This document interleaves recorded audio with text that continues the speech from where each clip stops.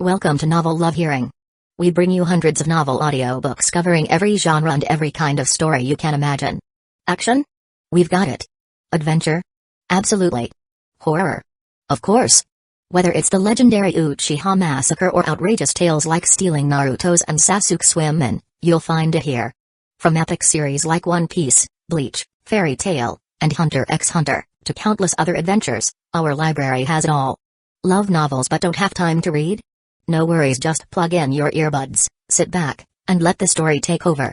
Good listening, and happy hearing. Liang Yuan felt so ecstatic he wanted to slap his thigh in joy. He got up, eager to check the state of his latissimus dorsi muscles. Just as he stood, he heard a sharp scream from inside the room. Liang Yuan turned his head in surprise. From the bathroom, a woman was screaming, covering her mouth. The crucial detail was that her hair was wet, and she was not wearing anything. Facing his gaze, the woman turned around in shock. Her exaggerated motion made her ample chest sway. This woman had an incredibly stunning figure. The woman dashed into the bathroom, quickly locking the door and screaming in terror. Monster, there's a monster. Liang Yuan was dumbfounded and then realized, looking at his exaggerated batwing-like muscles. He quickly reverted his superpower, and his latissimus dorsi muscles returned to normal. After a scream in the bathroom, the woman seemed to realize something, immediately covering her mouth to avoid making sounds. She feared that any noise would alert the monster outside. After regaining his regular appearance, Liang Yuan surveyed the room. The room was very tidy, appearing well maintained. Apart from the woman's breathing in the bathroom, there were no other signs of life. Liang Yuan was unfamiliar with Building 87 and its circumstances, so he decided to proceed carefully. Chapter 152, Solid, Superpower, Deprivation of Five Senses. Ignoring the woman in the restroom, he quickly walked to the broken window. He looked up towards Building 88 across the way. He saw several figures standing on the rooftop of Building 88, all looking his way. Amidst the torrential rain, the rain curtain blended together, making it hard to see clearly. Suddenly, a figure on the rooftop angrily roared and then forcefully threw something over. Boom. The power was strong enough, but it lost accuracy and hit another floor. Immediately, angry curses were heard from upstairs. Following that, a loud whistle was heard, and Liang Yuan looked up. He saw a white beam of light suddenly shoot out. Like a sharp arrow, it pierced through the rain curtain with a whistling sound. Boom. On the rooftop of Building 88, there was a thunderous explosion. Someone in the group wailed and fell to the ground, seemingly injured. Liang Yuan's pupils involuntarily shrank as he looked towards the rooftop. He vaguely saw several people gathered on the rooftop of Building 87 as well. He couldn't tell who had shot the beam of superpower just now. It seems that those who have survived until now have more or less awakened various abilities. This laser beam has an attack range so far, but I wonder how powerful it is. Amidst the torrential rain, Liang Yuan naturally couldn't see the injured situation of the people hit by the beam on the opposite building. Hence, he couldn't judge the power of the laser beam. But this attack range was enough to make him treat it cautiously. I need to find out about the situation in Building 87. Thinking this, Liang Yuan looked back towards the restroom, a slight flicker in his eyes. Isn't his a ready-made source of information? He smiled and walked towards the restroom. In the restroom, Linya calmed down after her initial fear and tension. She quickly regained her composure. After all, she was a superpower user. Although she wasn't a combat-type superpower user, she was still a superpower user. That humanoid monster outside, where did it come from? Could it be that someone among those male slaves downstairs has mutated and evolved? No, I must tell you Hua and the others about this immediately. Linya's beautiful eyes showed a grave look. She quickly grabbed the bathrobe hanging on the wall and put it on swiftly. Because she was washing up at home, she didn't bring any clothes in for convenience. Now, she could only wear the bathrobe to cover herself. After putting on the bathrobe, she pressed her hands on it. Then she activated her superpower. Solid. In an instant, her bathrobe emitted a white light. As the white light merged into the bathrobe, the originally cotton bathrobe now gleamed like white mercury, exuding a solid feeling. This was her superpower, Solid. Linya was originally a costume designer who specialized in customizing private cosplay costumes for people and special armor for film crews. Her income was quite good. After the Great Flood arrived, she was trapped at home and saw the chaos outside, not daring to go out casually. Until the chaos in the building was suppressed and order restored, her status as a woman improved, and she dared to go out and catch fish to eat. Not long after, as her body's mutation progress accumulated, she unexpectedly awakened her superpower. This superpower was precisely the solid superpower. She could not only enhance any part of her body with a solid superpower, making her body solid, but also could add the solid trait to objects. Thus, she thought of reinforcing armor, gloves, and other protective gear designed by herself, gradually developing into an armor protective gear designer. Because of this superpower, her status in the building rose sharply, and she gained the appreciation of the administrator, Yuga, becoming one of Yuga's right-hand women. With the bathrobe fully enchanted, she breathed a sigh of relief, then looked around, trying to find a handy weapon. But what weapons could there be in the bathroom? After searching high and low, she only found a razor. This thing wasn't for shaving. Being a woman, she obviously didn't have a beard. However, this thing couldn't possibly be used as a weapon, so she had to give up. Finally, she noticed the hairdryer beside her. With no other choice, she picked up the hairdryer, preparing to enchant and solidify it to use as a hammer for defense. Just then, the door was suddenly knocked on. Tap tap tap. Linya's heart almost skipped a beat, her body stiffening, and a look of panic appeared on her face. She hurriedly backed up a few steps, distancing herself from the door, and raised the hairdryer in her hand warily. "Hello, ma'am, please don't misunderstand. I'm not a bad person. I'm an owner from another building. I accidentally jumped down from the opposite building just now and crashed into your home. I'm very sorry to have scared you." Outside, Liang Yuan's magnetic voice came through. Linya was stunned upon hearing this. She recalled Liang Yuan did indeed crash in from outside. But how did he manage to jump down from the opposite building? This distance must be over 100 meters. Did he awaken the long jump superpower? Linya didn't believe it and thought of the bat wings on his back, wondering if he had awakened the flying ability. But he can speak and communicate, so he shouldn't be one of those mutated monsters. Naturally, Building 87 also had humans who failed to mutate, turning into monsters. Without exception, these monsters' brains were chaotic, unable to communicate, only knowing to hunt and eat instinctively.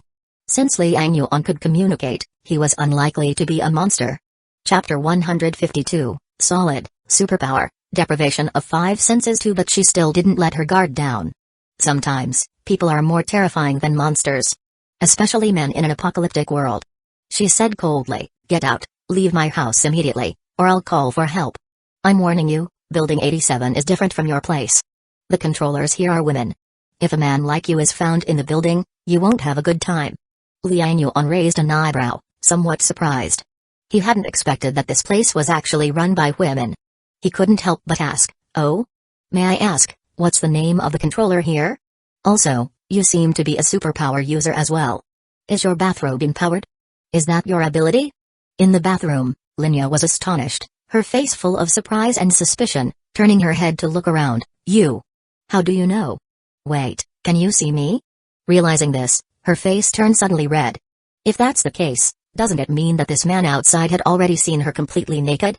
For a moment, shame and anger surged within her, and she wanted nothing more than to rush out and beat him to death now. Liang Yuan smiled. Just as he was about to speak, he suddenly heard hurried footsteps outside the door. Then there was a knock on the door and a woman's anxious voice calling, "Sister Ya? Sister Ya? Are you okay? Sister Yuhua asked me to check on you." Upon hearing this call, Linya in the bathroom was overjoyed and quickly shouted, "Sissy, be careful." Before she finished speaking, the bathroom door was violently kicked open. With a bang, Liang Yuan had already rushed in. "Sorry." Linya was startled and quickly threw the hairdryer in her hand. Liang Yuan casually grabbed it, and with a bang, the hairdryer shattered into pieces before it could be solidified. Following that, Liang Yuan reached out to grab Linya.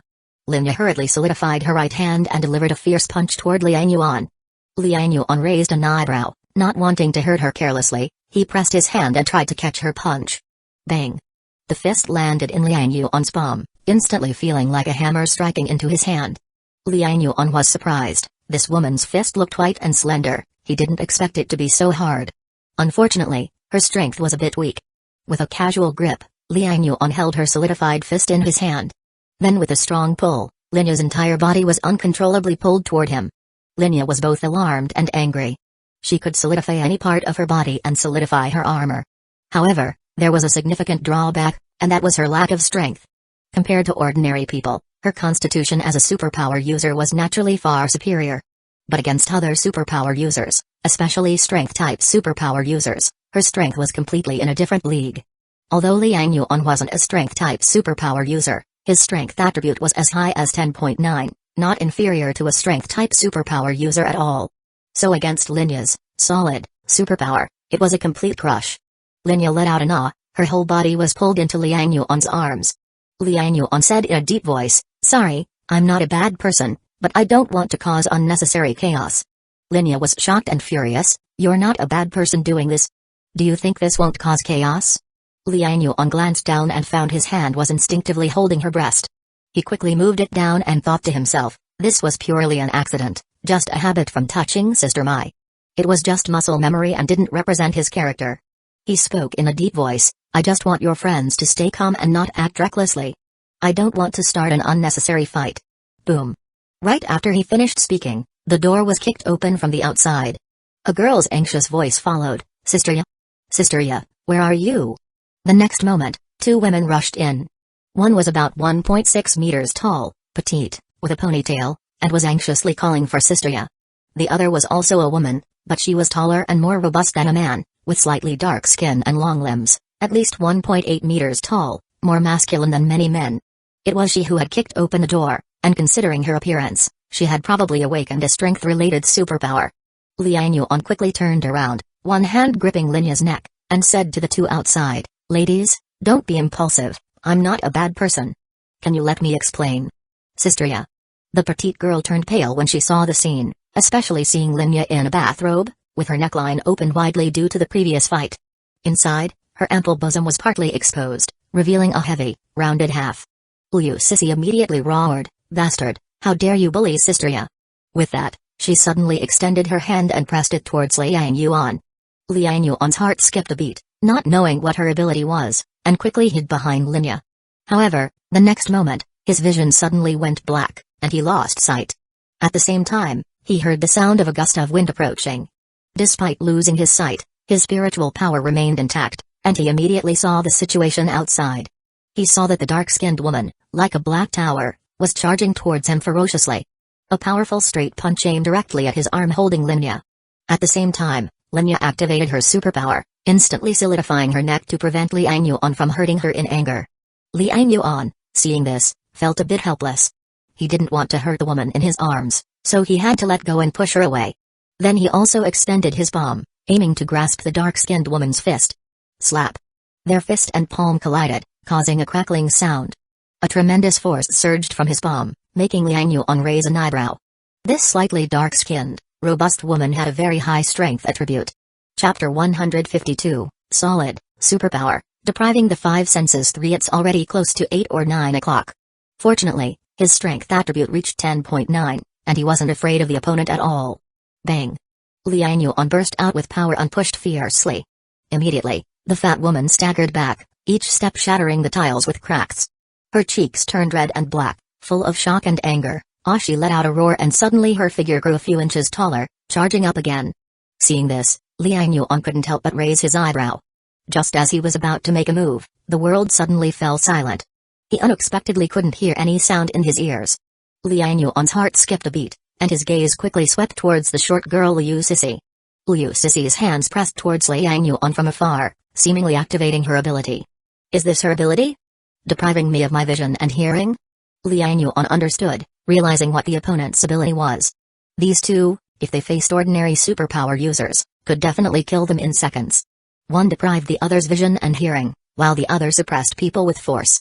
If they were ordinary superpower users, they wouldn't be able to escape. At this moment, another strong wind attacked. But with no sound, he couldn't hear the sound of air being split. The fat woman's figure grew larger and charged again, delivering a frenzied whip kick towards Liang Yuan's head. Liang Yuan immediately lowered his body, dodging the whip kick, while he simultaneously kicked towards the opponent's knee joint.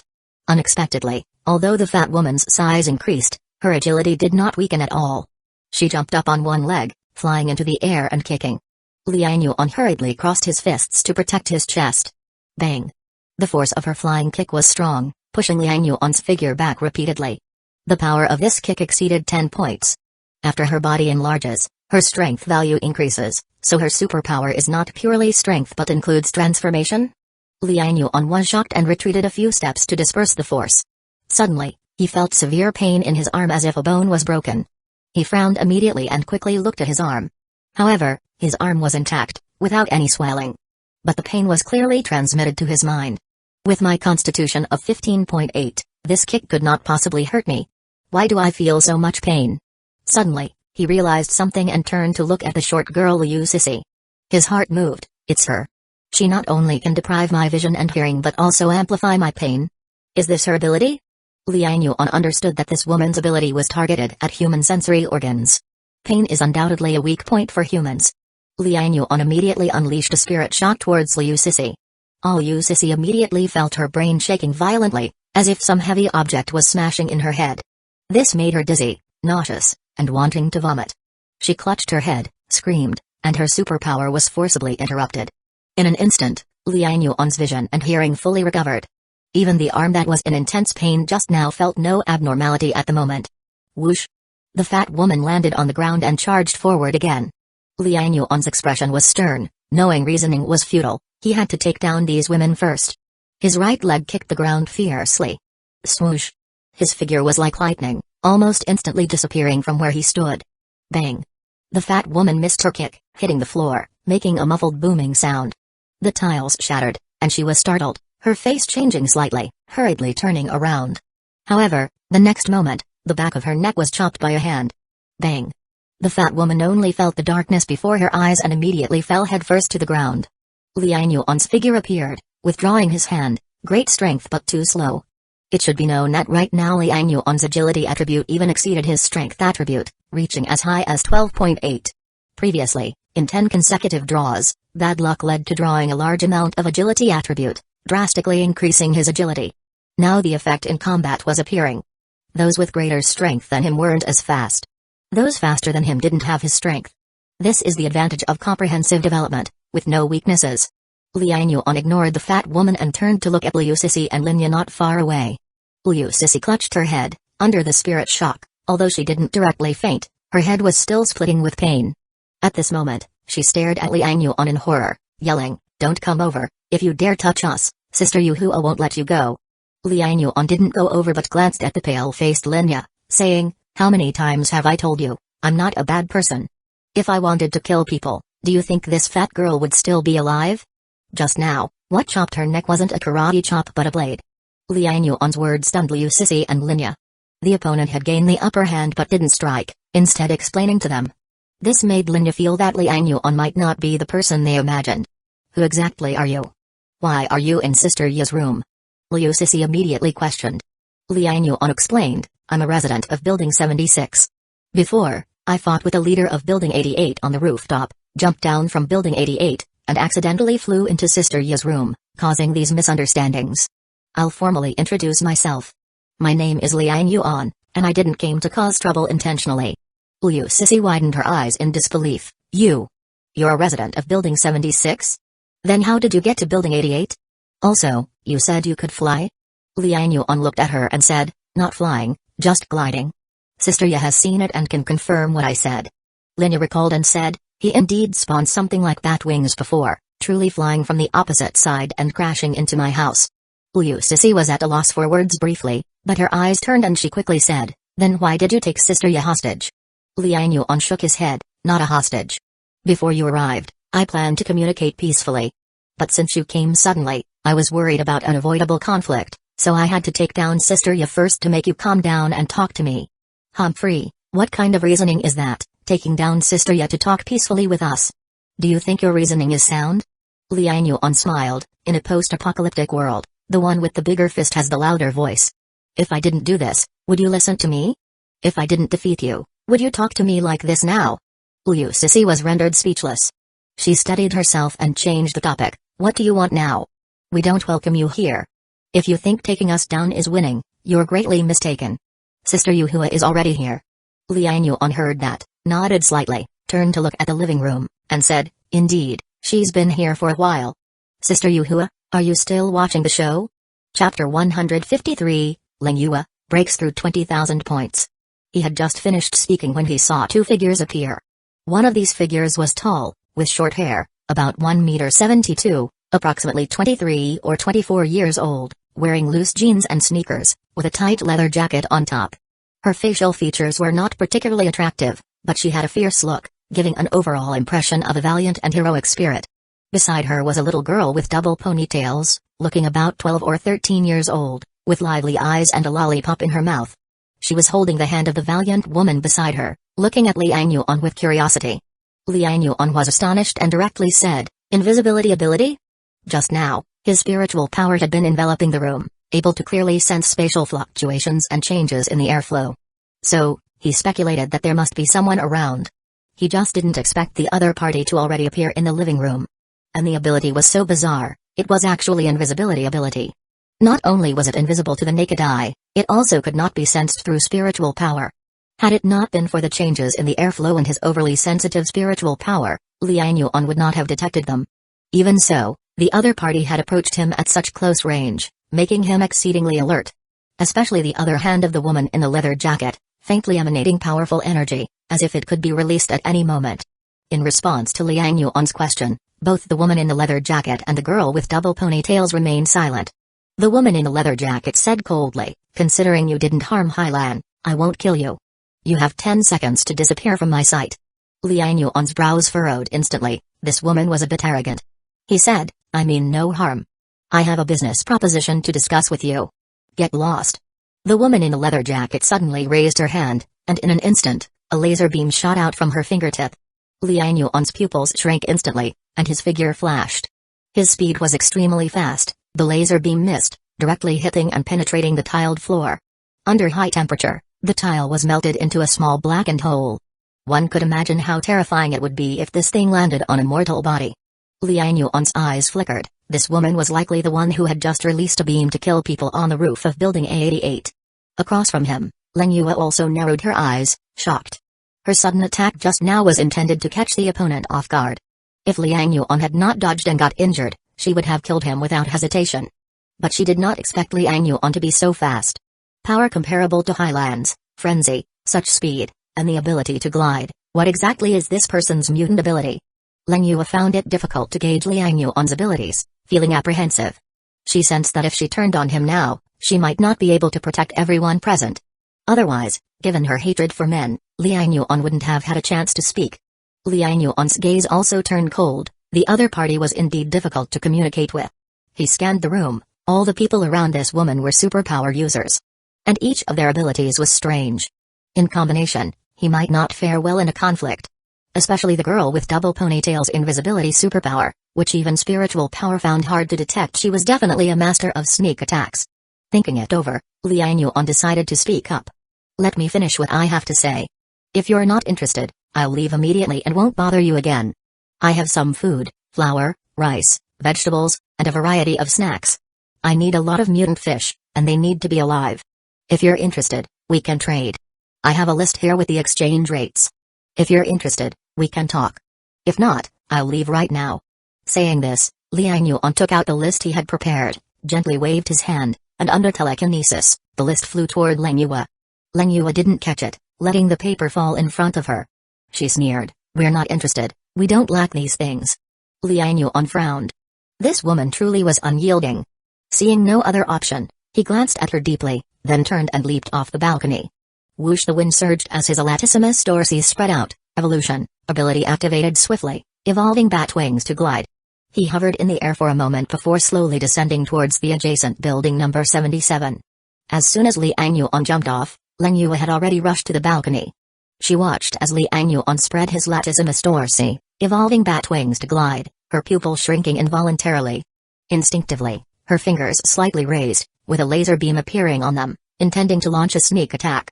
But Liang Yuan quickly approached, holding her arm, and said, "Yuhua, don't act rashly. If you fail to kill him, you'll truly make an enemy." Liang Yuan frowned, glancing at Linya, and ultimately withdrew her fingers, saying, "This guy can glide, the flood won't stop him. He could come back at any time, so be extremely cautious. Everyone, move to the 32nd floor for now. We'll stay together, so we can look out for each other in case anything happens." Linya's expression changed slightly, feeling a bit troubled. She didn't really want to live with Liang Yuan. Since the Great Flood, chaos had erupted in the building, with many men turning into beasts and violating women. Liang Yuan had witnessed many tragic female victims. Since then, she hated men, feared men, saw men as beasts, and felt the urge to kill them with just a glance. Chapter 153, Liang Yuan breaks through 20,000 points. 2. In this situation, something twisted in her mind, and she actually started to like women. Linya knew that there was an ambiguous relationship between Liang Yuan and Liu Sisi. She found it difficult to accept this relationship, so she had always preferred to stay in her own home on the 19th floor, rather than move up. Now that Leng Yue brought up the idea of living together again, it made her somewhat resistant. I don't think it's necessary for us to live together. I need space and quiet to make protective gear. How about this? I'll move to the 32nd floor, but we don't live together. Leng Yue heard this, looked at Linya, was briefly silent, and then could only nod. Sister Ye, I respect you. How about you and Hailan live together? I'd feel more at ease with both of you together. Linya couldn't help but breathe a sigh of relief. Hailan was a normal person, so she felt reassured. At this moment, Liu Sissy curiously asked, Sister Yuhua, why don't you take a look at the list that guy mentioned for exchanging food? Leng Yue shook her head and said, who knows if the food he's providing has any issues? What if it's poisoned? There are so many girls in our building, who knows what these scumbag men are thinking? If we need food, we'll find our own way. Why bother trading with him? Hearing this, Liu Sissy frowned and said, but we're running low on rice and flour.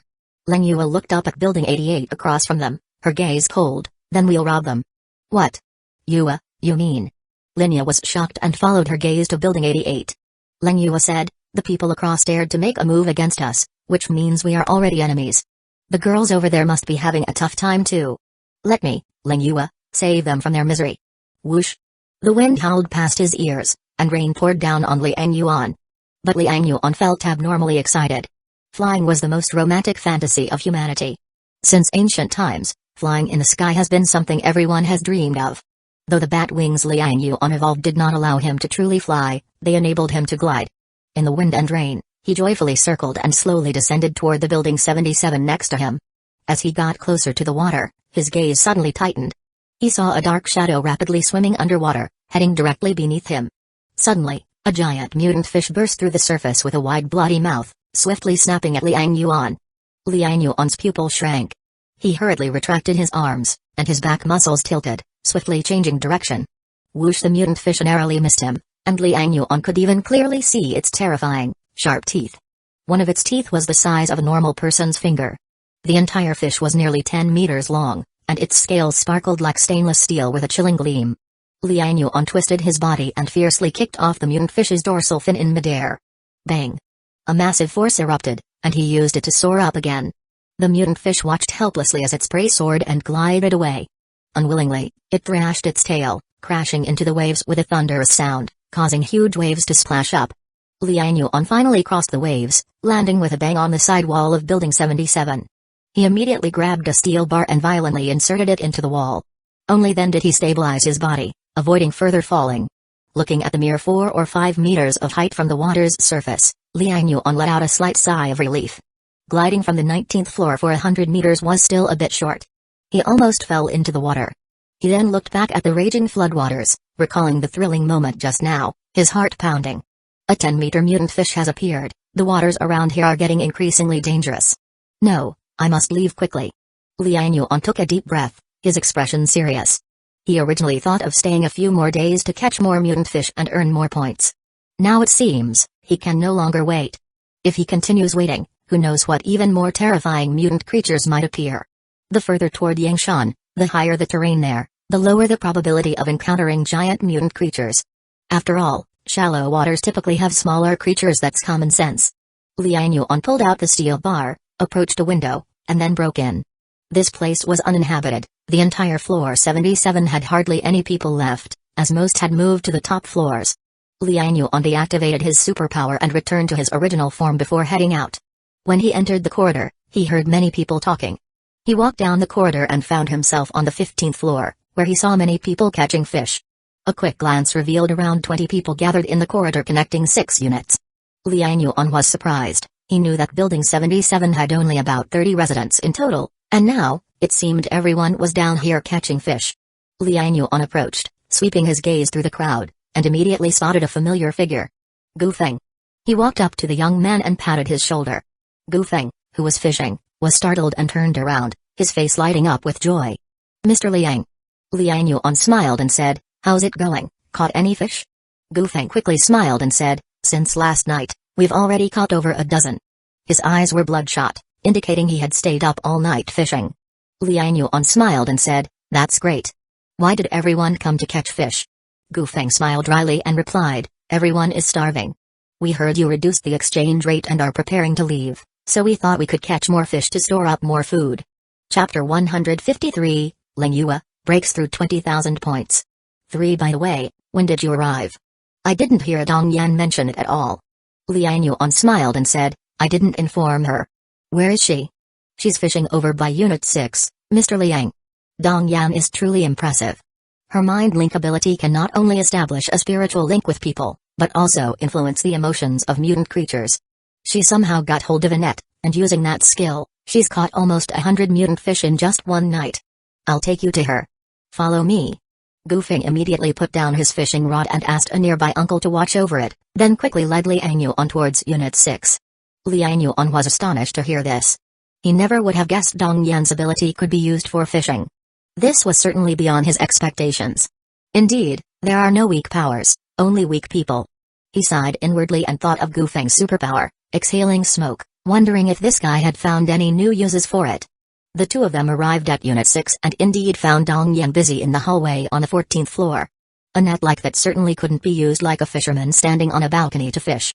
They could only stand in the waterlogged 14th floor and use the net. Normally, it depended on luck whether mutant fish would swim by. But Dong Yan utilized her superpower to suit the emotions of the mutant fish, guiding them into the net, thus greatly enhancing her efficiency in catching fish. When Liang Yuan arrived, he saw Dongji standing beside a large wooden box, holding onto an oxygen supply device to keep the fish in the box alive. At this moment, the wooden box had already accumulated over 100 fish. Seeing all these fish, Liang Yuan couldn't help but laugh. Weren't you saying there were only about 100 fish? There must be over 200 in here. His voice drew Dong Yan and Dongji's attention, and both of their faces lit up with surprise and joy. Brother Yuan. Brother Liang Yuan, what brings you here? This last line was shouted by Dong Yan, whose pretty face was full of surprise as she quickly ran over. Because of the prolonged time in water, her hands and feet were wrinkled with dehydration. Liang Yuan couldn't help but smile. I came to check on you all and to see if you've figured out how many people are leaving and if the numbers are finalized. Dong Yan's face lit up and she quickly replied, I've gathered the numbers. Everyone from Building 77 wants to leave. Liang Yuan was surprised. Everyone's leaving? They're willing to go? Dong Yan gave a bitter smile. What's there to be reluctant about? Most of the survivors have witnessed the horror of mutant creatures. Everyone is well aware that without you and lacking food supplies, surviving solely on fish isn't a high probability. Rather than staying and waiting for the flood to drown the building and be eaten by mutant creatures, it's better to take a risk. There might be a sliver of hope. Liang Yuan couldn't help but sigh. These people had experienced hardships and relied heavily on him. Without him providing food, they really wouldn't survive. The people in Building 76 were different. They had exchanged plenty of food from him. Some even had quite a bit stored up, so they were in their comfort zone and reluctant to leave. Liang Yuan nodded. It's better that everyone's leaving. If only half left, the remaining few would be even less safe, staying behind. Alright, since all of you plan to leave, pack your things tonight. Tomorrow I'll arrange for you to use the zipline from the rooftop. Let everyone be mentally prepared, the zipline's safety is moderate. Dong Yan nodded firmly. Don't worry. We've seen worse. Climbing a zipline won't scare us. Liang Yuan laughed. That's good. How many fish have you caught? They're all here. Ziaji, how many are there? Dong Yan turned to her brother. Dongji quickly responded, 253, Brother Yuan. My sister put me in charge of keeping track of the mutant fish count. I've got it all in my notebook. Liang Yuan praised, you're doing great, Ziaji. You're already helping your sister out.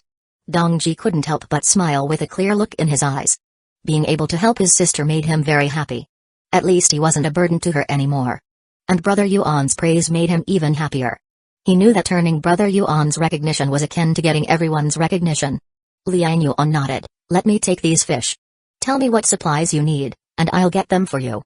No need to exchange with Building 76. Dong Yan was delighted. Great. I've already prepared the list of items we need. Ziaji, where's the list? I've got it here, sister. Liang Yuan took the list and gathered the required items on the spot. Dong Yan turned to Gu Feng. Gu Feng, could you organize everyone to come and collect the supplies? Finally getting a chance to speak, Gu Feng quickly nodded in agreement. After handing over the supplies, Liang Yuan began to deal with the fish on the spot. With over 250 fish from the haul, and more continuously coming in from residents trading in their latest catches, there were over 60 more. Liang Yuan processed all the mutant fish quickly, and including the ones he dealt with earlier in the day, he earned a whopping total of 13,871 points. Adding the remaining 6,891 points from before, the cumulative total was a staggering 20,762 points. I've broken through 20,000 points. Liang Yuan felt elated. If he used all these points to exchange for attribute points, he could get at least 20 points. It was the most points he had gained since obtaining the system. Liang Yuan's mind was racing, and he was almost tempted to immediately start spending the points. However, with so many people around, he had to suppress his excitement and chatted briefly with the crowd. Then he turned to Dong Yan. It looks like it's almost time. We'll arrange for your group to move to Building 76 tomorrow. Brother Liang, are you staying the night? There's a vacant room at my place. Seeing that he was about to leave, Dong Yan couldn't help but ask. Liang Yuan was taken aback and turned to look at her lovely face. He saw her blushing slightly, her eyes seemingly full of fondness. Liang Yuan was a bit surprised. Could it be this young girl had feelings for him? Chapter 154 Dong Yan's admiration weird. When did I ever flirt with this girl? How could Liang Yuan know the journey of Dong Yan's heart? In Dong Yan's most desperate and helpless moment, it was he who descended from the sky, not only saving her and her brother Dongji, but also eliminating the Meat Mountain monster and rescuing everyone in Building 77. In her eyes, Liang Yuan was the most reliable man. Having experienced the apocalypse and witnessed the tragic events of human nature's deterioration. As a gentle girl, she naturally admires strength. Liang Yuan, tall and imposing, with outstanding prowess and admired by so many, how could she not like him? Liang Yuan was eager to draw the lottery and could only say, there are a lot of things to do in Building 76. I can't leave for the time being. I must go back today. Oh, then I'll see you off. The light in Dong Yan's eyes dimmed a bit, but she quickly perked up, getting ready to see Liang Yuan off. Liang Yuan felt a bit of pity for the little girl. He sighed, well, thank you then. But Dong Yan's face was full of smiles, as if just being able to spend a little more time with Liang Yuan made her very happy. So the two of them walked together towards the rooftop. Dongji watched this scene and sighed. Gu Feng, who was beside him, was curious. Ziaji, why are you sighing? Dongji, wise beyond his years, responded, I'm sighing on behalf of my sister. Huh? On behalf of your sister? Gu Feng was baffled. Dongji glanced at him. Can't you tell? My sister has feelings for Brother Yuan. What? Gu Feng's eyes widened, and he belatedly exclaimed, seriously? Damn, Dong Yan likes Mr. Liang? No way, there's an age gap, isn't there? I remember Dong Yan is only 18, isn't Mr. Liang almost 30? Dongji couldn't help but roll his eyes. You call that an age gap? Brother Yuan is a mature man, my sister likes this type. Gu Feng paused, Alright, no wonder someone was pursuing your sister at school before, and she always dismissed them. Turns out she likes older men. But then, why are you sighing? I'm worried my sister is too deep into this. Brother Yuan doesn't seem to reciprocate. My sister seems to be in unrequited love. With Brother Yuan's qualities, there are probably no shortage of girls around him. My sister might have a lot of competition. Gu Feng couldn't help but widen his eyes. You're just a kid. How do you know so much? Dongji rolled his eyes again. No wonder you're destined to be single. I used to think you had the best chance of becoming my brother-in-law. Now it seems, you might be single forever. Gu Feng was furious. You little brat, do you want a beating? How dare you curse your brother Feng to be single? Ouch, you little brat, you dare to shock me.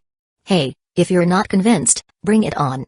The two started chasing each other in the corridor, laughing and playing around. The residents fishing along the way couldn't help but smile as well.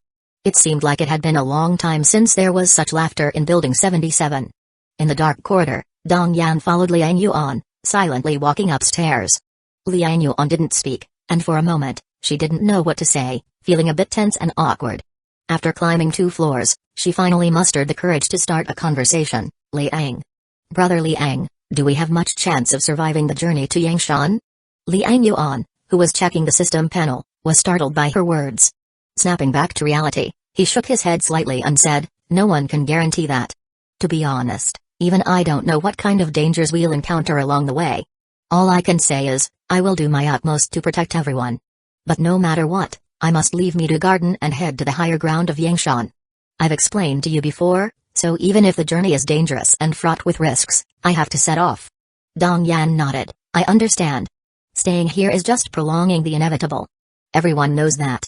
There are more and more monsters underwater, and those mutant fish are getting bigger. I've even seen the shadow of a giant creature, over 10 meters long, flash by underwater. I'm afraid that as the water level rises, even larger mutant monsters will appear, so I support you, Brother Liang. She looked at Liang Yuan, her eyes firm, expressing her support for him through both words and actions. Liang Yuan couldn't help but smile and said, let's not be so pessimistic. We have so many people and so many superpower users, dealing with ordinary mutant creatures underwater shouldn't be too much of a problem. It's just that we fear encountering some bizarrely powerful mutant monsters. Upon saying this, Liang Yuan sighed inwardly. He still lacked a decisive finishing move. His various attribute points kept increasing, but he still couldn't achieve absolute overwhelming strength. In the face of Ling Yua's laser pointer, even with his constitution of 15.8, it was hard to withstand. And that guy called Brother Huo, the flames he spewed were incredibly hot, which he couldn't withstand either. My defensive and offensive means are still too limited. Although my spiritual power is high, I only have one spirit shock. It can affect opponents but can't achieve a one-hit kill or seriously injure them. To improve the attack power of my spiritual force, there are two directions: increasing the spirit attribute value or trying to draw stronger spirit skills. Liang Yuan looked at his points. Both paths were viable. 10,000 points could be used to draw skills, but there was no guarantee it would be a spirit skill. And drawing attribute points was also random among the 5 attributes, with no guarantee it would be spirit attribute points. Chapter 154 Dong Yan's Admiration 2. There are too many types of skills, and directional extraction requires 10,000 points, which is a bit too expensive. Forget it, I should focus on increasing my attribute value. I just don't believe it. When my spirit attribute reaches 20 points, and I use Spirit Shock again, can these mutant ability users still withstand it? Liang Yuan silently made up his mind to go back and do 10 consecutive draws first, to see what attribute points he could get. Also, I need to consider upgrading my equipment. Liang Yuan suddenly thought of the equipment. Facing Brother Huo's flames, Liang Yuan's laser pointer, if he could only rely on dodging, it would be too passive. If he could get a piece of strong armor that could block the enemy's attacks, dealing with these people wouldn't be difficult. This armor can't be the ordinary kind. Liang Yuan's laser pointer can easily pierce through the floor, so ordinary armor would be useless. I remember there are special armors in the 10,000 points lottery disc, mostly targeted at mutant ability users. I'll look into it when I get home. Dong Yan saw that Liang Yuan had buried his head and was hurrying on without speaking, and she suddenly felt a bit discouraged. She couldn't help but ask, Brother Liang, what? What are you thinking about? Liang Yuan looked up, puzzled. What's wrong? Oh, it's just that it seems like you don't really want to talk to me. Dong Yan forced a smile. Liang Yuan was suddenly speechless. You're overthinking it, I was just contemplating something. Ah. Really? Then. Is there anything I can help you with? Liang Yuan saw her excited expression and couldn't help but laugh. He thought for a moment, your spiritual link, how many people can it link at the same time? I haven't tried, but my spiritual link is calculated based on range, not on individuals. My current spiritual link coverage range is about 50 meters. Liang Yuan was taken aback. 50 meters? Such a large range? He knew his spiritual power was as high as 15.1, and it only had a range of 15 meters. Could it be that her spirit attribute is over 50 points? This is absolutely impossible. Liang Yuan couldn't believe it and looked at Dong Yan. Dong Yan wondered, huh? Is the range large? When I first awakened, I could cover a range of 10 meters. Liang Yuan frowned and suddenly realized a problem. Don't resist, let me feel your spiritual power intensity. Oh. Dong Yan obediently nodded, staring at Liang Yuan. Liang Yuan extended his spiritual power, quickly approaching Dong Yan's sea of consciousness. After a brief perception, Liang Yuan showed a strange expression. The intensity of Dong Yan's spiritual power in her sea of consciousness wasn't very high. At most 10 points, how could such an intensity cover 50 meters? Suddenly, Liang Yuan thought of his own spirit shock skill. Before I comprehended this skill, my spiritual power was chaotic and incoherent, only usable as telekinesis, unable to affect others' sea of consciousness. It was my continuous fish killing that drained this skill, which greatly strengthened my spirit shock power, thus affecting organisms' minds. Could it be that Dong Yan's situation is because her superpower is also a kind of spirit skill? Although Liang Yuan was speculating, he was almost certain. That should be the case. The wide coverage of Dong Yan's spiritual power was due to her superpower skills, not because of a high spirit attribute. If he could draw a similar, spiritual link, superpower, he could possibly expand his spiritual power coverage. Skills are truly amazing, I still know too few skills. Liang Yuan was envious of the skills but needed to use points to draw attribute points. He felt a bit troubled. Damn it, I'm still too poor. Liang Yuan couldn't help but curse inwardly. He had secretly vowed that once he reached Yangshan and settled everyone down, he would mobilize everyone to catch mutant creatures to earn points. Withdrawing his spiritual power, Liang Yuan said to Dong Yan, "Your ability is quite good. When we set off tomorrow, I'll need you beside me to communicate with the rear raft. While we're on the water, we should keep as quiet as possible to avoid startling mutant creatures underwater. In this situation, we'll need your spiritual link." Dong Yan's eyes lit up at these words and she quickly asked, "So, do I have to stay by your side all the time?" "It's best if you do.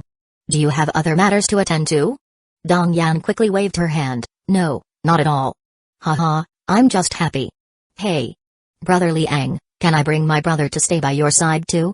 Liang Yuan heard this and laughed, "Your brother will surely be on our raft. My raft is equipped with a power device that needs electricity to drive.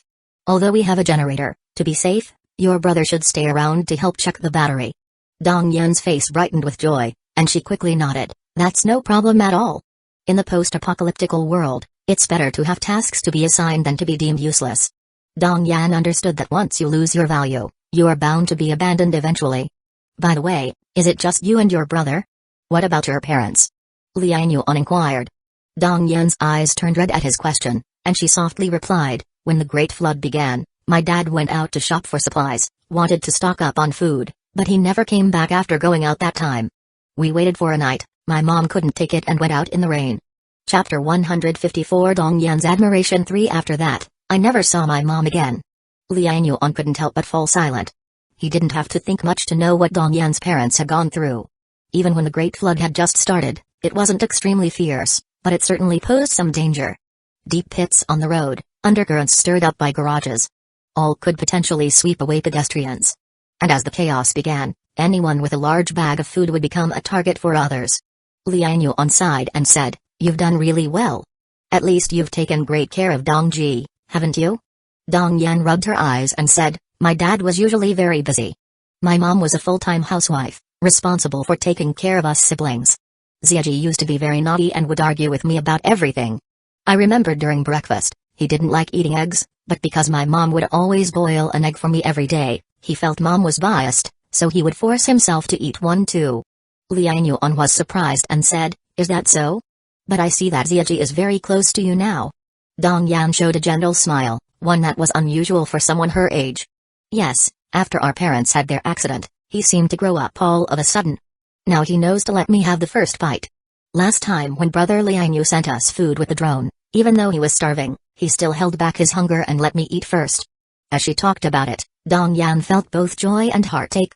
Liang Yuan saw in her the tenderness and maternal shine of a woman. She was clearly still just an 18 or 19-year-old girl. Suffering really accelerates growth, making these girls, who were supposed to enjoy their youthful years, mature too early. Liang Yuan said, "After all, you two share the same blood. He must also know that you're his only family in this world now." Dong Yan nodded, "Yes, and he's also my only family in this world." Speaking of family, Liang Yuan sighed inwardly. He once thought that his ex-girlfriend would become his only family in this world. Unfortunately, the large dowry demanded by her family crushed him, despite him depleting half his savings for a down payment. That was when he realized, to him, his girlfriend might have been his only future family. But to his girlfriend, she had many families. He wasn't her only one. Liang Yuan's parents passed away early. He had been working and earning money since he was young and deeply cherished family relationships. Unfortunately, until the apocalypse arrived, he never had the chance to have a family of his own. Instead, after the apocalypse, the young woman next door, Yang Mai, gave him a warm feeling of home. Both of them were immersed in their memories, not speaking, silently walking upstairs. When they reached the rooftop, it was already completely dark. The heavy rain was still pouring down. Dong Yan came back to her senses and quickly said, "Hey, Brother Liang, wait for me. I'll get you a raincoat." Liang Yuan smiled at her words and said, "No need to trouble yourself." He extended his spiritual power, enveloping himself, as if covered by an invisible barrier. The raindrops struck his telekinetic shield and were all blocked away. Such a miraculous scene made Dong Yan's eyes widen. "Brother Liang, is this your ability?" Liang Yuan smiled and said, "It's just one application of my ability. Speaking of this, you are also an awakened spiritual user. Although your direction is spiritual link and spiritual communication, I think you can also try the telekinesis path. Dong Yan was surprised. This. Can I really do it too? With more practice, maybe you can. Or you can use your spiritual link to try directly controlling the thoughts of living creatures. I think that's also a deep way to explore your abilities. Liang Yuan smiled, thinking about that girl named Wang Linger in Building A88. How that girl managed to control mutant creatures, the principle behind it was unknown. Alright, it's late. You should go back. I'm heading to Building 76 now. Dong Yan pressed her lips together and said, I'll watch you leave. Liang Yuan couldn't help but look at Dong Yan, seeing her beautiful eyes staring intently at him. His heart felt a touch of warmth. He smiled and said, just stay here, don't step into the rain. If you catch a cold now, there's no way to treat it. Dong Yan responded with an still reluctantly looking at him. Liang Yuan made his way to the cableway, which had changed over time. Initially, it was just one rope, but now Old Ma and Kaizi had turned it into 3. As long as one held the ropes on either side and stepped on the one beneath, even an ordinary person could cross the distance between 2 buildings. Liang Yuan stood on the ropes, testing their strength, feeling quite satisfied. He turned back and waved at Dong Yan. She hurriedly jumped and waved goodbye. Seeing her youthful vigor, Liang Yuan couldn't help but smile. He quickly scaled the ropes towards Building 76. Halfway across the cableway, he suddenly sensed something, turning his head to look towards Building 87 in the distance. Building A87 was pitch black, but Liang Yuan seemed to feel someone watching him. Is it Liang Yue? Or that sister Ya? Liang Yuan wondered inwardly, then shook his head. He would leave tomorrow, and those people would no longer matter to him. He quickly returned to Building 76. The rooftop was deserted except for the guards keeping watch at each unit's entrance to the rooftop. Liang Yuan came to Unit 1, greeted the guard, then returned to 3201. He found 3201 quiet, with a lot of fish piled up inside the room. Bro, you're back. Look at these fish we caught. After you left this afternoon, we caught over 300, and over 100 were sent by Taoist Lin's group from across the building. Yang Mai, busy in the kitchen, rushed to greet him as she heard the noise. Liang Yuan took a look, seeing the fish he had gutted at noon were already cleaned up. He smiled and said, Thank you, Sister Mai. Over 300 fish would bring in at least 2,500 points. I'll start cleaning the fish. Liang Yuan kissed Sister Mai on her cheek, then quickly began handling the fish. These mutant fish were resilient, not easily dying. But they couldn't be left overnight, or their life force, no matter how strong, wouldn't last. He unleashed several spirit shock skills, killing all the mutant fish at once. They earned 2,834 points. Yang Mai walked over and said, I'll take care of these fish. Liang Yuan pulled her over and said, No need. We're leaving tomorrow. I'll just store them in a space. You should rest. At his words, Yang Mai thought for a moment and said, Alright. Anyway, we've dried a lot of fish recently, so we don't need these. We can process them when we get to a safe place. By the way, I saved some food for you. Let me heat it up. Liang Yuan pulled her into an embrace and said, I want to eat you first. Yang Mai gasped as he carried her into the bathroom. Their figures could be seen, indistinct on the blurred glass. Chapter 155 Turtle Shell Defense Technique, Preparation Work Midnight, the fierce battle paused. Yang Mai seemed to know they would depart tomorrow, as she acted extremely frenzied tonight. No one knows if the journey tomorrow will be smooth, or if they'll survive this trip. This time, she gave herself completely to Liang Yuan. As a result, she ended up utterly exhausted, now lying limp on the bed like a blob of white cheese, sound asleep. Liang Yuan, however, was full of energy. After releasing his tension, he started kneading Yang Mai's snowballs and initiated the lottery. System, Directional Attribute Point Lottery, 10 consecutive draws. Looking at his points which were as high American Samoa 23596, Liang Yuan didn't hesitate and immediately went for 10 consecutive draws. Ding, congratulations, you've drawn 1 Spirit Attribute Point. Ding, congratulations, you've drawn 1 Agility Attribute Point. Ding, congratulations, you've drawn 1 Strength Attribute Point. Continuous notification sounds echoed. The 10 consecutive draws ended in an instant, and Liang Yuan quickly checked his results. This time, he obtained 4 Strength Attribute Points, 2 Agility Attribute Points, 2 Physical Attribute Points, and 2 Spirit Attribute Points. Before Liang Yuan could react, all the attributes swiftly merged into his body, enhancing his physical functions. In the blink of an eye, the attribute fusion was complete, instantly boosting Liang Yuan's attributes and greatly improving his physical qualities. This time, the 10 consecutive draws surprisingly boosted my strength attribute the most. Liang Yuan frowned, letting out a sigh. His most concerned attribute, spirit attribute, only acquired 2 points. And he didn't get a single free attribute point. He glanced at the attribute panel. Host, Liang Yuan, Constitution, 17.8, Power, 14.9, Agility, 14.8, Spirit, 17.1, free attribute points, 6. None of the attributes exceed 20 points. Liang Yuan frowned, feeling somewhat dissatisfied with the current attribute effects.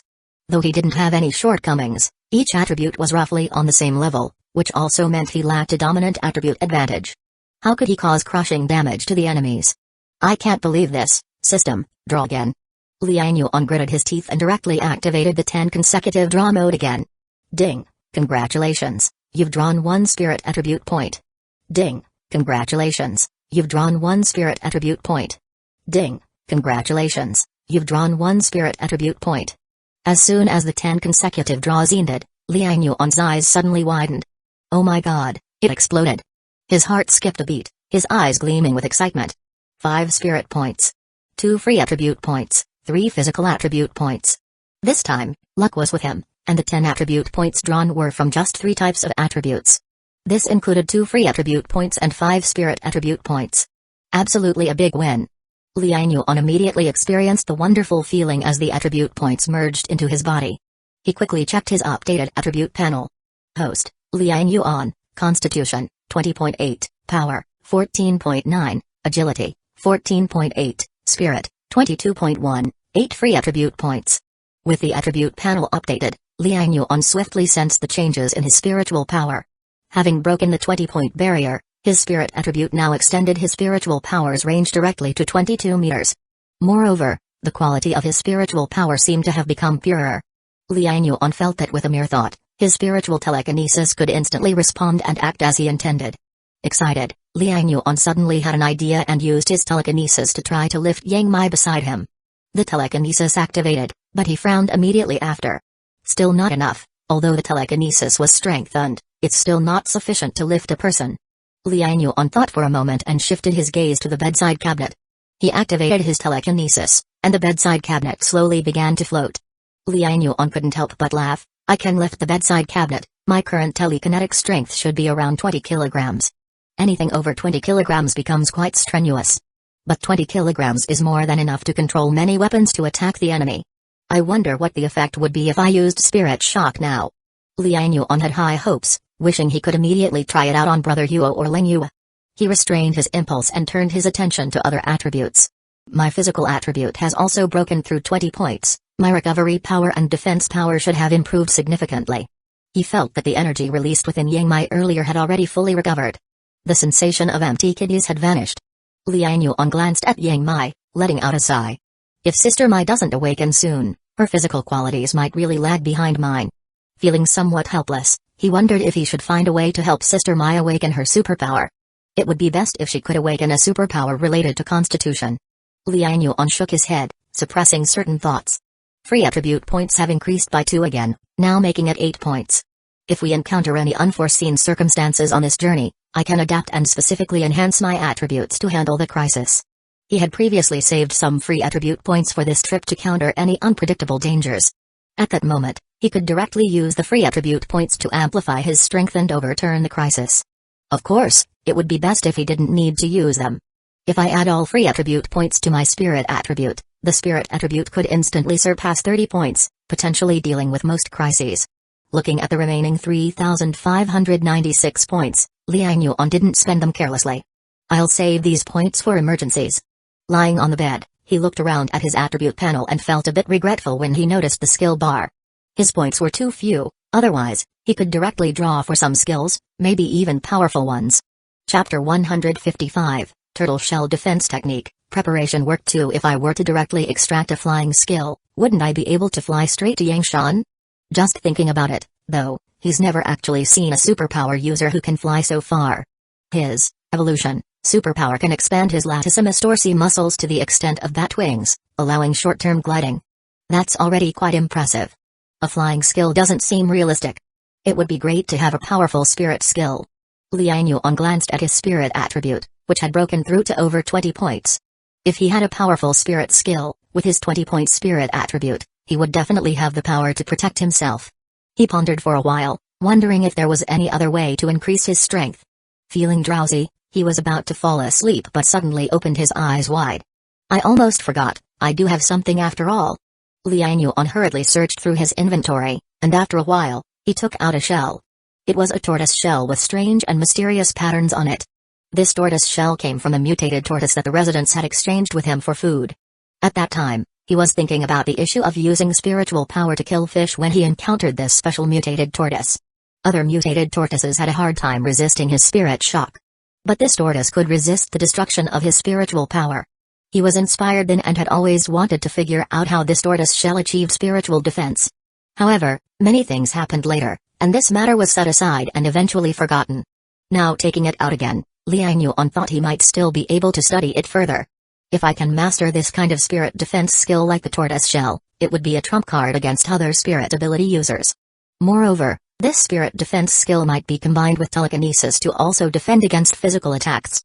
The more Liang Yuan thought about it, the more interesting it seemed.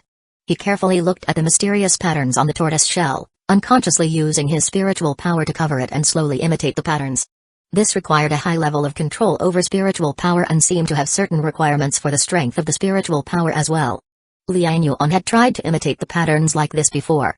But each time, he would either run out of spiritual power halfway through or lose control, causing the mimicry to shake and deviate, ultimately failing at the last moment. But this time was different. With his spiritual power breaking through 20 points, his control had greatly increased, and his endurance had naturally improved significantly. As his spiritual power flowed out under his manipulation, it slowly changed shape, trying to imitate the mysterious patterns on the tortoise shell. This process was not simple and required a high level of concentration. To form a skill, it must be refined to the highest level. If it can only form the patterns once or twice and then collapse instantly, unable to maintain, that won't work either. Liang Yuan thought deeply, repeatedly imitating. Out of 10 attempts, he might succeed once. Out of 10 successes, he might stabilize the spiritual model once. Out of 10 stable spiritual models, he might form a stable spiritual defense shield once. This whole process was his method of continually refining his spiritual power and gradually practicing this skill. It still requires time and repeated practice to achieve mastery. In the blink of an eye, it was already dawn. Of course, outside it was still raining heavily, with clouds thick in the sky, making it hard to tell whether it was day or night. Liang Yuan was able to tell because the watch by his bedside alerted him. Outside, there were faint sounds of talking and moving, likely old Ma, Kaizi, and the others already up and about. With his current 22.2 spiritual power, his 5 senses had doubled in sensitivity. Wait, 22.2? Liang Yuan suddenly noticed that his spiritual power seemed to have increased by 0.1. He quickly looked at the system prompt records. Sure enough, his hard work on the tortoise shell spiritual defense last night had indeed increased his spiritual power by 0.1 points. Great, this means I'm practicing the right way. Liang Yuan smiled, put away the tortoise shell, and quietly withdrew his arm from Sister Mai's embrace. Perhaps due to exhaustion from the day before, Yang Mai did not wake up. Liang Yuan quietly got out of bed and went to the kitchen to quickly prepare some food. Then he opened the door and went outside. He saw that the door to room 3202 next door was open, and Sister Wu and Granny Li were busy tidying up their belongings. Liang Yuan poked his head in and greeted, "Ye Wao, good morning." "Good morning, Brother Yuan," Kai Yao, busy in the kitchen making breakfast, quickly responded to his greeting. Sister Wu and Granny Li also greeted him cheerfully. Liang Yuan said with a smile, "Call me once you're done packing up. You can store everything at my place to save some space on the raft." Sister Wu and Granny Li both beamed. "That would be wonderful. We were just talking about that. Even though we don't have much stuff, it's also small and scattered, it takes up a lot of space. The raft doesn't have much room. Having your dimension space is much safer than our bags," Granny Li added, pulling Liang Yuan over. "Come on, Liang Yuan, I need to take all these things." Liang Yuan looked and couldn't help but laugh. "Wow, you're bringing the pots and pans too." "Of course, we have to bring them. There are no pots and pans on the mountain, do we have to make them ourselves?" Sister Wu laughed too. "Don't just laugh at Granny Li. We've stuffed in our blankets and everything. It's summer now, but when winter comes and the temperature drops, not having warm things will be a big problem." Chapter 155, Turtle Shell Defense Technique, Preparation Work 3. Mr. Liang Yuan said with a smile, "All the residents should really learn from you too, this is the proper way to live life." Granny Li laughed heartily, giving Liang Yuan a tap on the arm. "You cheeky boy, are you making fun of your Granny Li?" I'm already half buried in the ground. Do you think I don't know how to live? Liang Yuan and Wu Qian also burst into laughter. Wu Qian said, Liang Yuan, make sure you take all of these. Don't think they are useless now, they will definitely come in handy later. Liang Yuan laughed. During his sweep of the building, he even took away the tables and chairs, so how could he not take these things? While others lacked pots and pans, his inventory was plentiful. Not to mention clothes, he had moved entire wardrobes into his inventory. Liang Yuan packed all their prepared luggage into his inventory and asked, where are Brother Kai and Old Ma? Granny Li replied, they all went to the rooftop. Zhao Kai, Ding Yan, and Ziali and Ziasong from downstairs also went.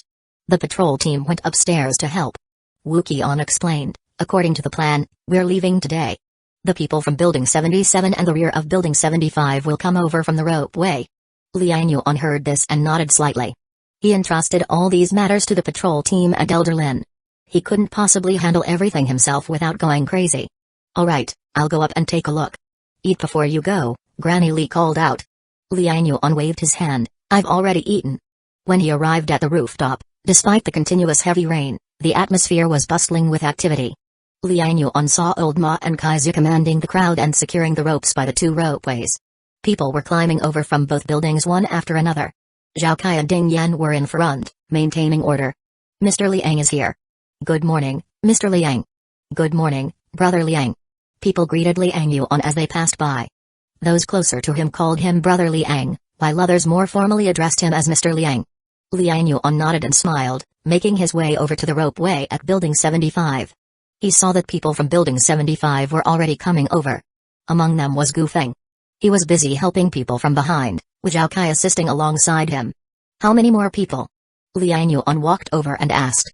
Zhao Kai, seeing it was Liang Yuan, quickly replied, there aren't many people in Building 75, only about 30. 8 people have already come over so far.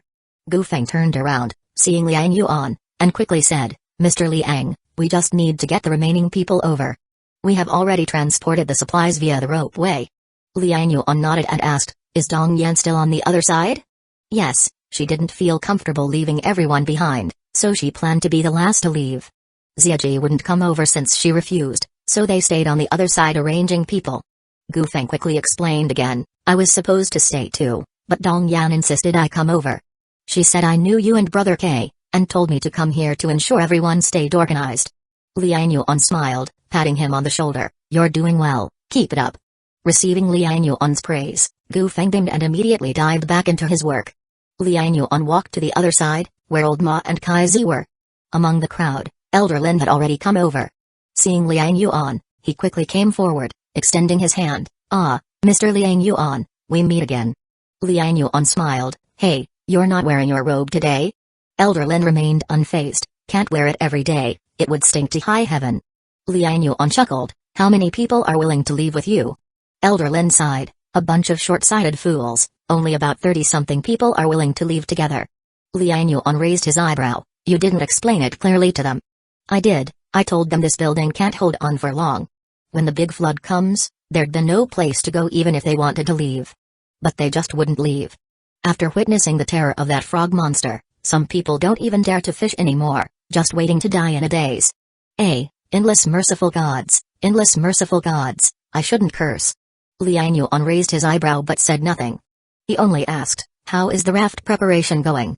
Dr. Yang and Shi Heizu will take a group of people on our raft, we'll meet up on the water.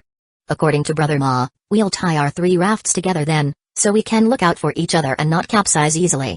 Liang Yuan nodded slightly, Brother Ma had mentioned this plan to him, indeed, a larger raft was less likely to capsize. How many people can your raft hold? About 20 people, so probably about 10 will have to come over to your side. Liang Yuan nodded, looking over the crowd, suddenly noticing that Tang Ying, the clinical nursing student, had also come over. Liang Yuan remembered this girl, she had helped Yang Shenmin set his broken bones. Being in the nursing field with clinical knowledge, Liang Yuan had particularly taken note of her. He wasn't surprised she wanted to leave as well. Oh, are those 3 also leaving? Liang Yuan suddenly caught sight of 3 familiar figures. Elder Lin followed Liang Yuan's gaze and saw Liang Manru, Zhu Linlin, and Yu Zioyan standing together, whispering and glancing around at the patrol leaders. Those looks seemed to be picking out their prey. Elder Lin immediately coughed, slightly embarrassed, these 3 women are also victims. After all, They were forced by Deng Hu, it wasn't their doing.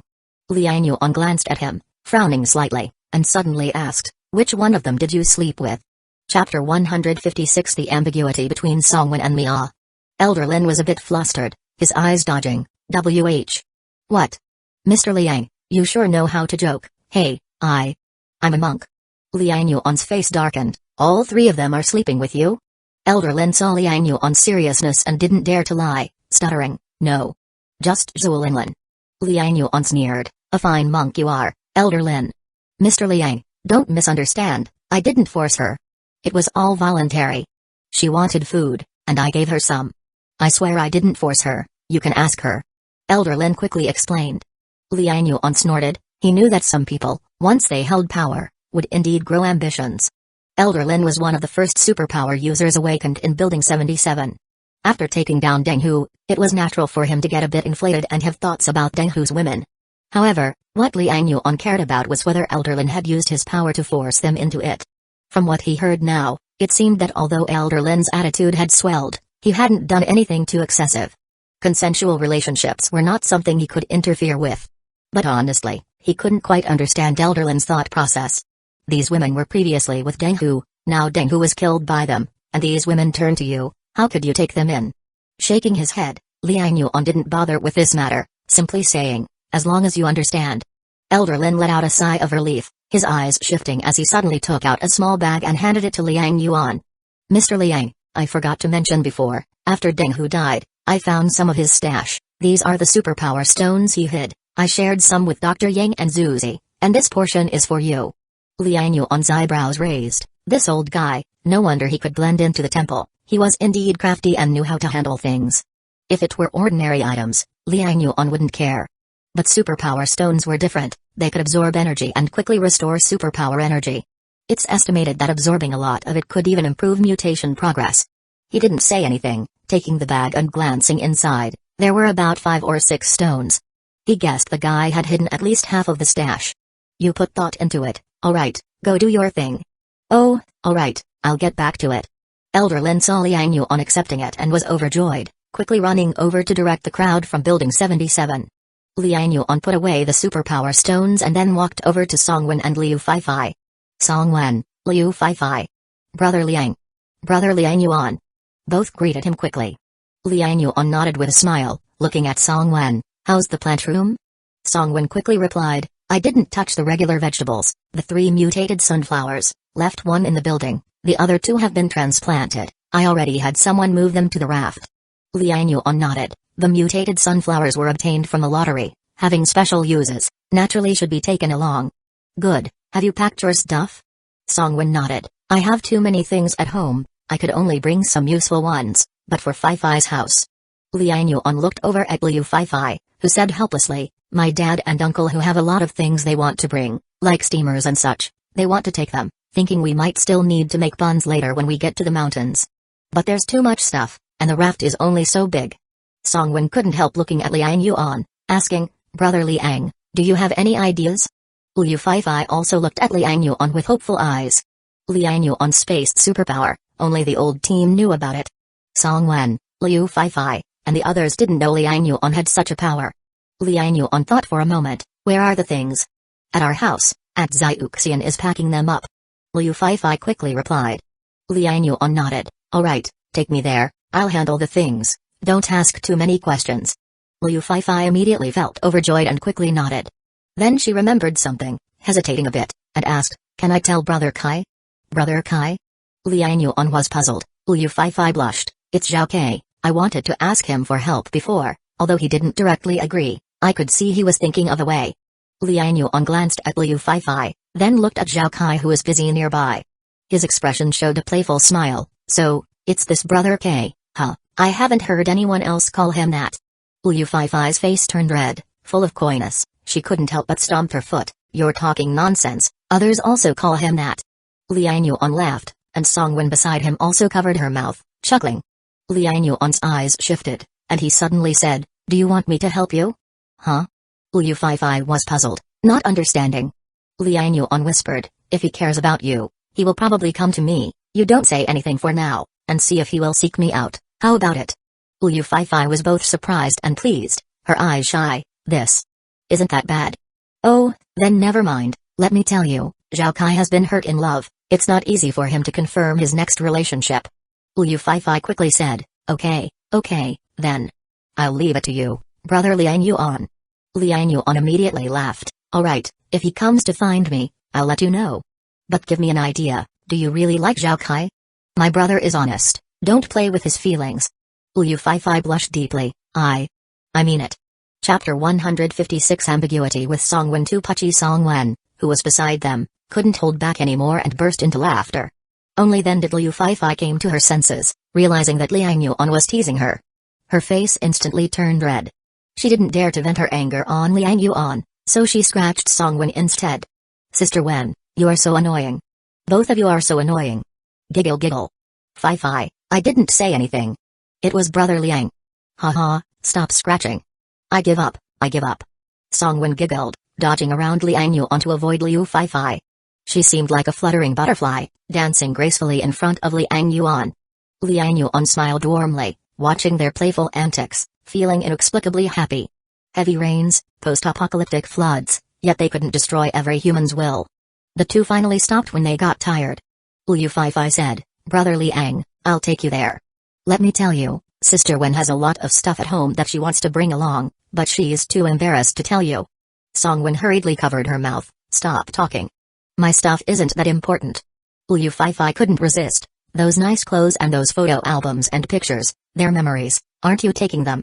Songwen shook her head, they're things you can't eat or drink, what's the use? I'm not taking them. While talking, the three of them had already reached downstairs. Huaman's wife Liu Xiuxian was packing things in the living room with her son. The living room was filled with packed items, and she looked worried. Liu Fei ran inside and yelled, Aunt Liu, look who's here. Liu Xiuxian looked up and saw that it was Liang Yuan. She immediately said, Mr. Liang, why are you here? Come in, sit down. Tutu, greet our guest. She turned her head and called out to Hututu. Hututu ran over quickly, hello, brother Liang Yuan. Liang Yuan smiled and rubbed his head, hello to you too. Sister Liu, are these all the things you want to bring along? Liu Xiuxian sighed helplessly, we want to take them, but old who said the raft might not have enough space. Mr. Liang, can you think of a way? These things are very important to us.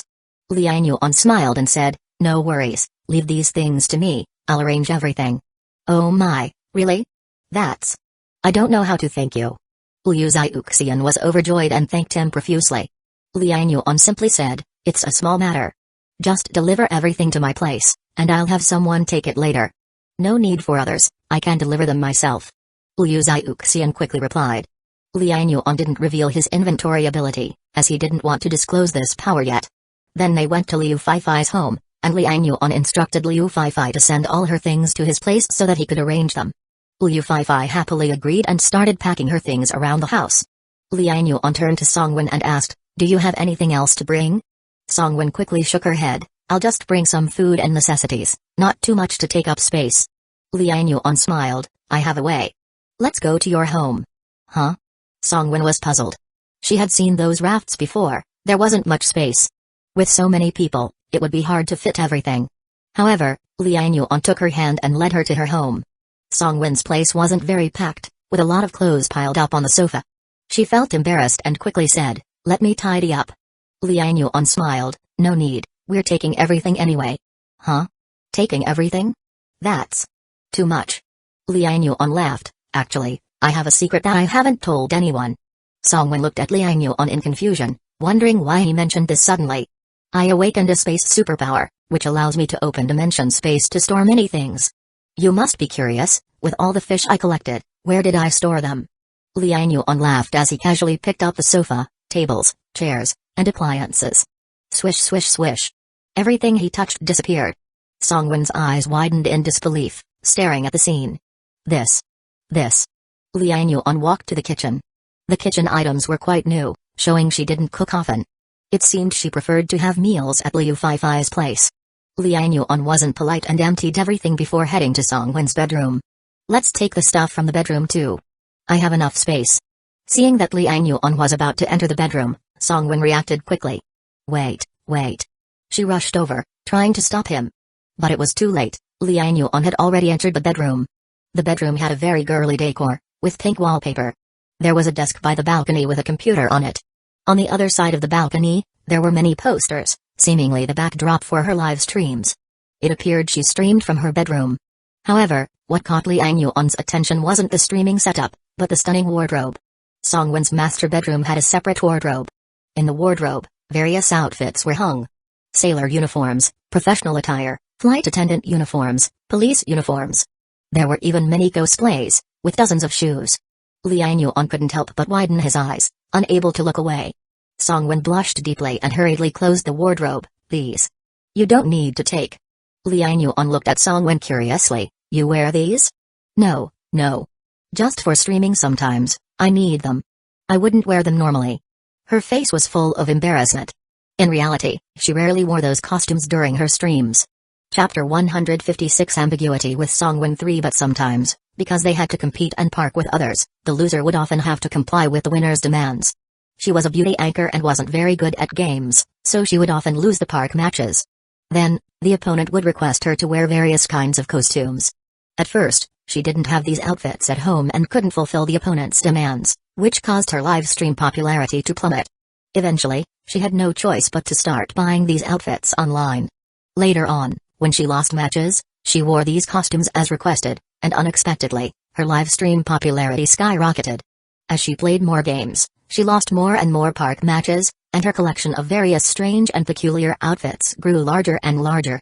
Even though these outfits didn't use much fabric, they were ridiculously expensive.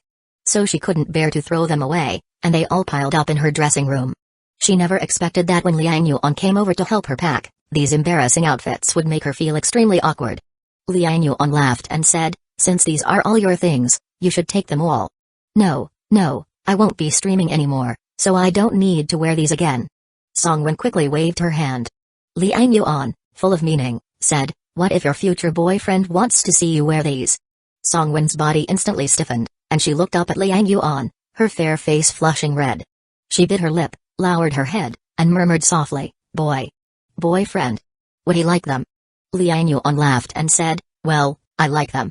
Songwon's face turned even redder, and her rosy lips quivered a few times, not knowing what to say. Her lotus-white arms tucked behind her back, she slowly retreated.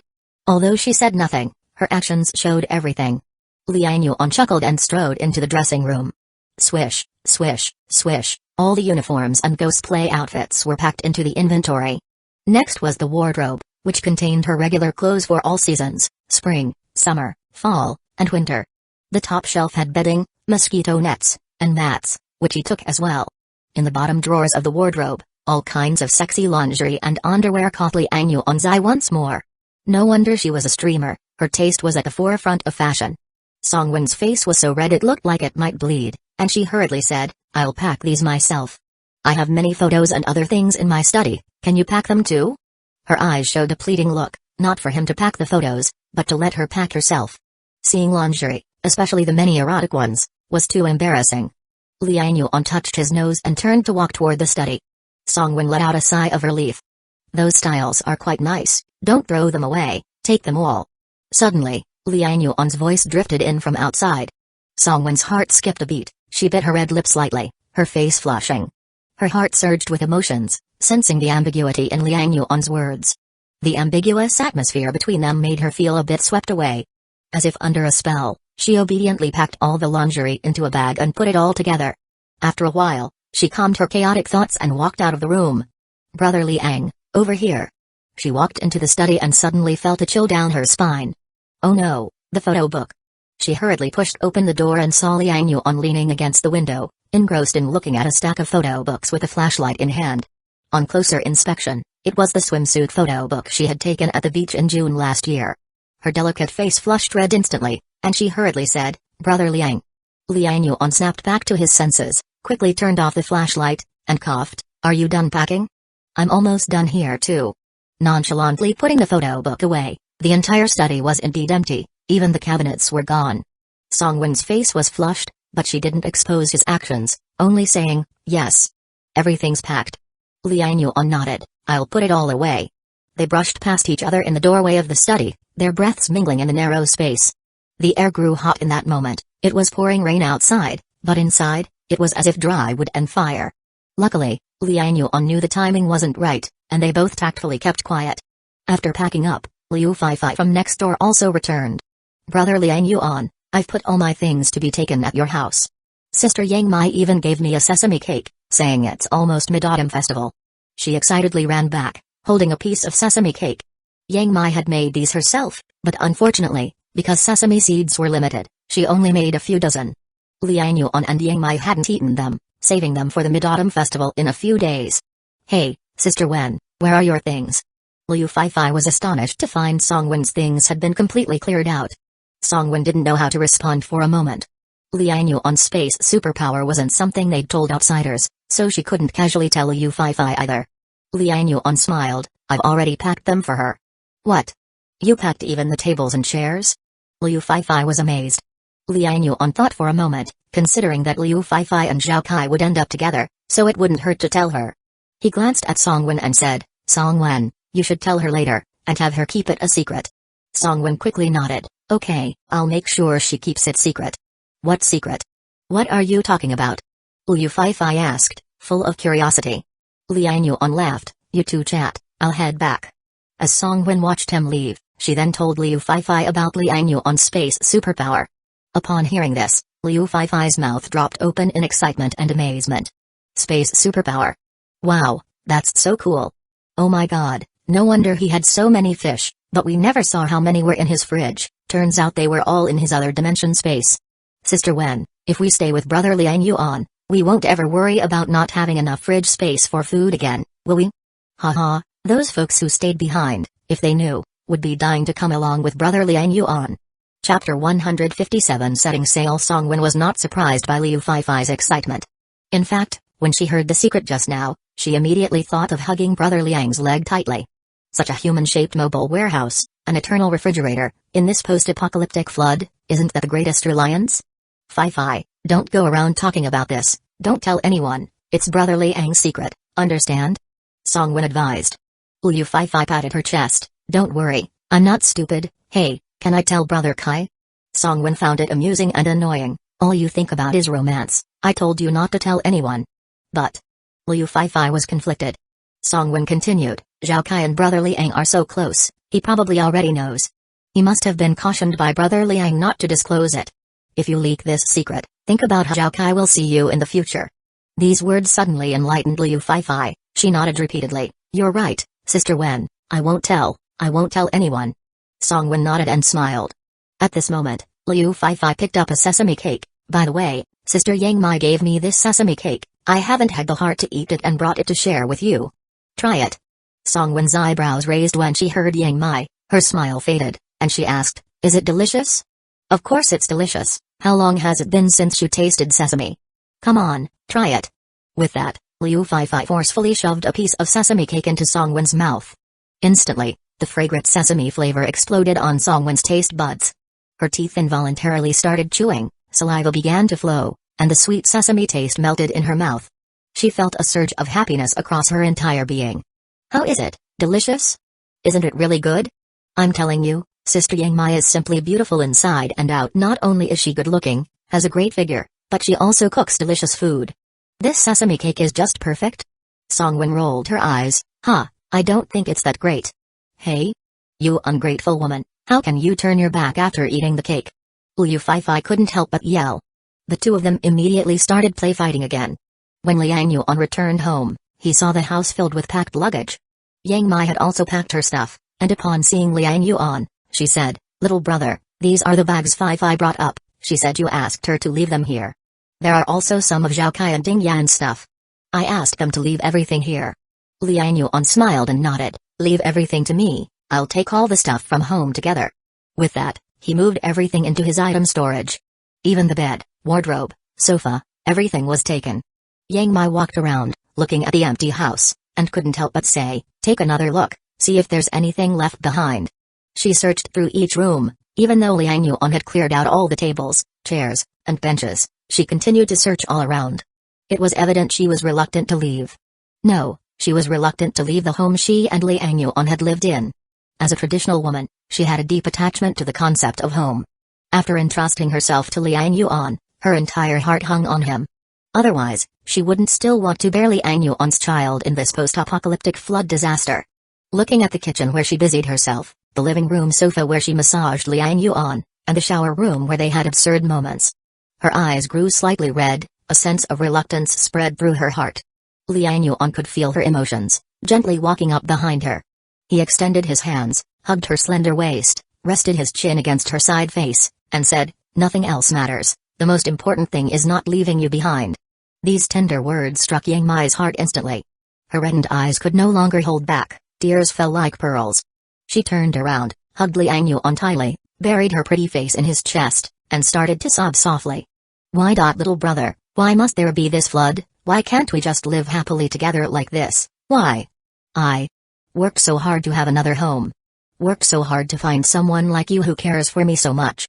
Liang Yuan held her tighter, comforting her. "As long as we're together, it doesn't matter where we are, anywhere can be home, right? Once we get to Yangshan, I'll build you a house, preferably a 3 to 5-story villa, so we won't have to worry about mutants or rising floodwaters. You can cook at home, chat with everyone, play cards, and even have a little baby during your free time." Yang Mai's sobs gradually faded, enchanted by the life Liang Yuan described. "Really? Really? Can we really live that kind of life?" She looked up at Liang Yuan, her beautiful face still streaked with tears. Liang Yuan lowered his head, kissed her, revealing a determined look in his eyes. "We definitely can, I promise you." Yang Mai smiled, she buried her head back into his chest, feeling his warmth. A moment later, she whispered, "I heard from Ding Yan that the journey might be dangerous. There are many mutated creatures in the water, just relying on our few rafts." "Don't worry, it'll be fine, I'm here," Liang Yuan interrupted her, comforting her. Yang Mai shook her head, "I'm saying, if anything happens to me, don't be too sad, maybe it's just my fate. If something really happens, don't be too upset." Ding Yan. "I've talked to her, she's also had a tough life, but she's a good woman, stronger than me, more capable." Chapter 157 Setting Sail to Brother, "Once you're settled, you should take her. And Song Wen, she's very pretty too, much gentler than Ding Yan, an excellent helper." Slap. Yang Mai hadn't finished speaking when Liang Yuan slapped her on the butt. "Ah!" Yang Mai exclaimed in surprise, looking at Liang Yuan with teary eyes. Liang Yuan glared at her, "If you dare talk nonsense again, I'll teach you a lesson now. Don't think just because I got rid of the bed that I'm powerless." Yang Mai's face instantly turned red, and her coquettish manner disappeared in a flash. She punched Liang Yuan in the chest. "Stupid brother, what are you babbling about in the middle of the day?" Liang Yuan couldn't help but laugh, lightly tapping her delicate nose. "We're about to depart, don't say such ominous things. Don't casually set up these kinds of flags, just hearing them makes my hair stand on end." Yang Mai burst into laughter and said, "Sorry, I just couldn't hold it in." "Alright, let's go upstairs and check together," Liang Yuan said with a smile. Holding her delicate hand, the two of them went to the rooftop. On the rooftop, the personnel transport was almost complete. Old Ma, Kaizi, and others found Liang Yuan and reported the current situation. A total of 83 people were going with them. This didn't include the more than 20 people on Yang Shenman's raft. Including them, there would be slightly over 100 people. There were 3 rafts, with roughly 30 people on each raft. Fortunately, Old Ma and Kaizi had anticipated this number and had already modified the rafts accordingly. The shelters on 2 of the rafts were designed with 2 levels. Within the weight-bearing range, space was utilized to avoid overcrowding. Additionally, the rafts were equipped with railings to prevent sudden accidents and people falling off the rafts. Everyone boarding the rafts also made preparations themselves, wearing life jackets or similar gear. Those without life jackets tied foam boards to themselves for increased buoyancy. There were also many ropes, wooden poles, and other rescue equipment around the rafts. Everything that could be considered had been arranged by Old Ma and his team. This journey had been prepared meticulously. Liang Yuan nodded slightly upon hearing their report and said, "Alright, we're ready for what we need to prepare. Let the rafts down." "Okay." Old Ma and Kaizi responded simultaneously. The two exchanged excited glances. "Rafts ready for water!" Old Ma shouted, and the people responsible for lowering the rafts began to act immediately. They had already set up an ascent and descent ladder between buildings 75 and 76. With the help of the people from building 77 and the team here, they pulled the ropes tied to the corners of the rafts together. Rafts from Unit 6 slowly moved between the 2 buildings. Everyone worked together to lower the rafts gently into the turbulent water. Controlling the speed, in under 10 minutes, the rafts were safely in the water. With a splash, water sprayed up. The rafts settled steadily in the water. bobbing up and down a bit, but floated safely under everyone's watchful eyes. Old Ma let out a sigh of relief. Kaiser grinned broadly and shouted excitedly with clenched fists, "Success!" People on the rooftop cheered one after another. Liang Yuan also smiled. Next, the rafts from Unit 1 floated down successfully, prompting more cheers. Then the rafts from Building 75 also successfully landed in the water. With everything ready, Liang Yuan gave the order for the patrol teams to quickly organize everyone to go downstairs. Zhao Kai froze the surface of the water, creating an icy path leading to the rafts for everyone to board. Liang Yuan personally secured 2 rafts together to increase stability. Kaiser took his wife's hand, Wu Qian, and his daughter's hand, Kai Yao, and excitedly climbed onto the raft. He said to his wife and daughter, "I built this raft myself. Honey, Yao, come up and take a look." Wu Qian smiled and said, "Isn't someone proud?" Kai Yao cheered, "Dad, you're amazing." Kaiser laughed heartily. Long-held frustrations of not awakening a mutated ability had always been his concern. But completing the raft with old Ma had restored his confidence. Maguakai supported his wife Li Lanhua, and they were already standing on the raft. "Old Li, see, my old bones are still useful," old Ma smiled. Granny Li beamed, "Useful? You're the most useful.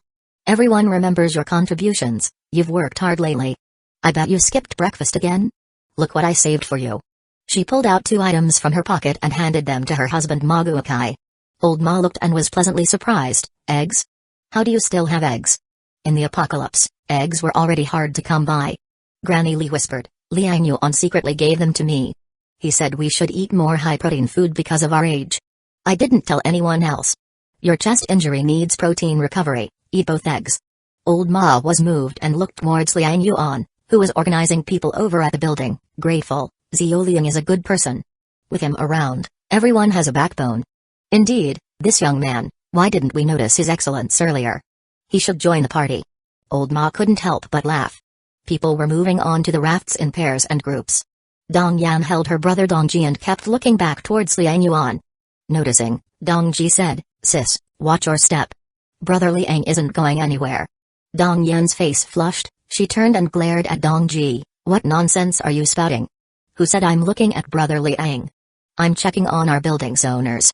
Chapter 157 Setting Sail 3 Dongji rolled his eyes, too lazy to expose his sister.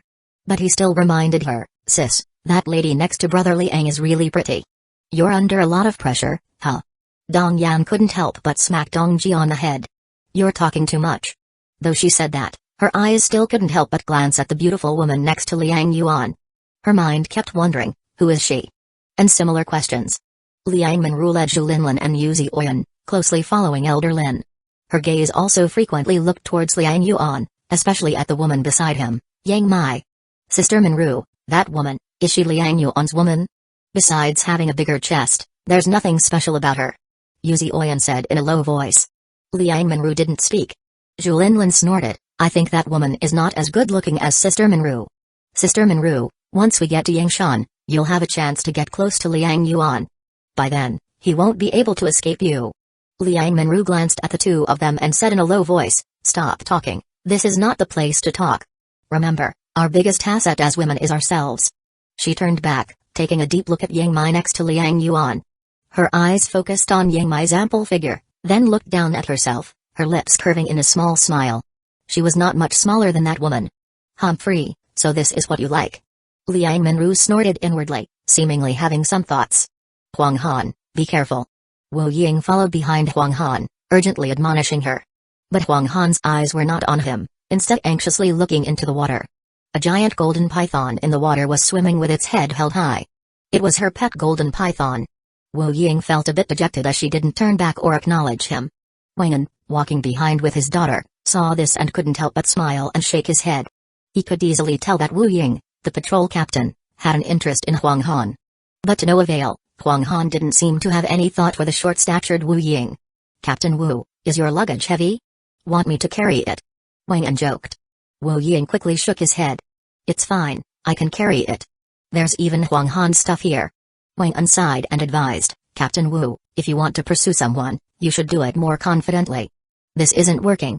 Wu Ying's face instantly showed embarrassment as he hurriedly said, "Old Wang, you misunderstood. I didn't mean that, I. He didn't dare admit that he secretly liked Huang Han. Being short, He had always felt inferior since childhood. He lacked the courage to face his feelings directly. Wang An could only sigh, women are never won through chasing. Look at Mr. Liang, surrounded by beautiful women. Who did he ever chase? A man must have strength and confidence. Naturally, women will notice. Wu Ying was taken aback, staring blankly at Wang Han walking away, his expression somewhat forlorn. He was just an ordinary person who had managed to latch on to Liang Yuan because he had some smarts. But in reality, he hadn't awakened any superpowers and wasn't particularly handsome or tall. Why would any girl be interested in him? He had heard that Wang Han's family was quite well off. After all, only a wealthy family could afford to keep a golden python as a pet. So, he always felt inferior in front of Wang Han. When they were in the building, they were all in the same patrol team, spending their days together, so it was easier to talk. But now, they were leaving the building to go to Yangshan. He didn't even know if they would still be in the same team, or what Mr. Liang's arrangements would be for everyone. He was unsure if Mr. Liang would even let him continue as the patrol captain. Thus, he didn't dare express his feelings to Wang Han. He felt that the distance between him and her might just keep growing larger, like it was now. Lily, wait for me. Zhang Ping, carrying several bags, followed when Lily stepped onto the raft, her face full of excitement. Hurry up, we're finally leaving. I feel so anxious, but also excited. Zhang Peng complained a little, who knows what the situation is like up ahead. Honestly, I think we could have stayed in the building. I don't believe the rain will keep pouring, and if the flood continues to rise, who could survive? When Lily frowned upon hearing this. Zhang Peng was good in many ways, he could cook and was diligent, but he lacked initiative. Even in the face of a major flood, his character hadn't changed much. When Lily couldn't help but say, how many times have I explained to you? Staying here is like a frog in boiling water. Mr. Liang has already told us back at Datai Mountain, and you were there. How come you didn't take any of it in? Zhang Peng responded, somewhat resentfully, Mr. Liang, you always talk about Mr. Liang. Is he always right? I don't think so. When Lily immediately got angry, are you looking to die? Saying such things at home in front of me is one thing, but do you see where we are now? Mr. Liang is not someone you can talk about. Don't forget how we got to be patrol members. We're just ordinary people. Why are we even in the patrol? Mr. Liang gave us this opportunity, never forget that. Zhang Peng looked around nervously, seeing no one was paying attention, he sighed in relief. He quickly apologized, I was just saying, why do you always bring up Mr. Liang? He already has women. There was some sourness in his words, and even across the raging floodwaters, when Lily could smell it. When Lily felt speechless but could only urge, stop talking and come on. Find a good spot, don't stay near the edge. Zhang Peng, seeing her urging, was not angry but instead happy, and immediately chased after her. The crowd of dozens had their own stories. Liang Yuan stood on the corridor, watching the scene, his heart filled with emotion. This is probably what life is all about. Brother Liang, it's our turn. Zhao Kai watched as others boarded the raft, then turned to Liang Yuan. Liang Yuan nodded, all right, let's go. Zhao Kai immediately reinforced the ice, and Liang Yuan held Yang Mai's delicate hand, boarding the second level of the raft under everyone's gaze. Ding Yan, Liu Fei, Song Wen, and others were already waiting, and the women gathered around Yang Mai, chatting quietly among themselves. Liang Yuan turned back, looking at Building 76. The corridor was filled with people who chose to stay. Liang Yuan exchanged glances with them. Some looked away, not daring to meet his eyes. Some had mocking eyes, silently sneering. Others yet were indifferent, seemingly numbed by the apocalyptic flood. Liang Yuan sighed softly, then turned to the rushing waters, shouting to Zhao Kai below, Yang Fan, set sail. Zhao Kai nodded and pulled on the rope at the mast. With a rustle, the canvas dropped, the rain and wind hitting the triangular sail. The raft started moving slowly, breaking the waves, heading towards the future. Chapter 158 Shocking Meadow Garden. They're really gone. This bunch is really stupid. They think they can rely on those 3 wooden rafts to paddle over 30 kilometers to find Yangshan? Hey, with so many mutant creatures in the water, how lucky do they have to be to reach Yangshan? In Building 76, among the people who stayed behind, some were making sarcastic and bitter remarks. However, there were also people speaking well of Liang Yuan and the others. Why don't you say these things to their faces? Talking behind their backs, what kind of people are you? Exactly, Mr. Liang has been good to us. He provided us with so much food all these days. He didn't have any left for himself and had to go find a way out. You don't dare go out but just sit here talking crap, are you even human? Another group immediately retorted, bullshit, that food in his hands was originally ours, Taken by Yulong and then seized by him. He should have returned it to us a long time ago. Yeah, you're the lowlifes. Did he give us food for free? He made us catch fish for him, didn't he? Exactly, no matter how you put it, he wronged us. Wait, if he took so many fish from us, can those 3 small rafts carry it all away? Could he have food hidden at his place? Everyone suddenly stopped talking and looked at each other. It's unclear who moved first, but soon everyone rushed upstairs. Don't push, don't push. Damn it, move. Get out of the way. In an instant, Building 76 became chaotic. Some older people who didn't join Liang Yuan and the others to find a way out were filled with fear watching the scene. It felt like the days when they were under the control of Liu Erlong, Wang Zi, and their gang. At that moment, many people suddenly felt regret. Had they known, why didn't they go with Mr. Liang and the others? In room 3212 of Building A87, Ling Yua, who was eating fish, suddenly heard the commotion outside. Her brow furrowed slightly, and she looked at Liu Sissy next to her. Sissy, what's going on outside? With a puzzled expression, Liu Sissy said, I'll go check. She quickly walked to the door and opened it to take a look. She saw many people gathered in the corridor. She immediately spotted the tall Hailan. She shouted, Hailan, what's happening? Hailan turned and shouted back, there's a boat. Liu Sissy was suddenly taken aback. A boat? Could it be a rescue?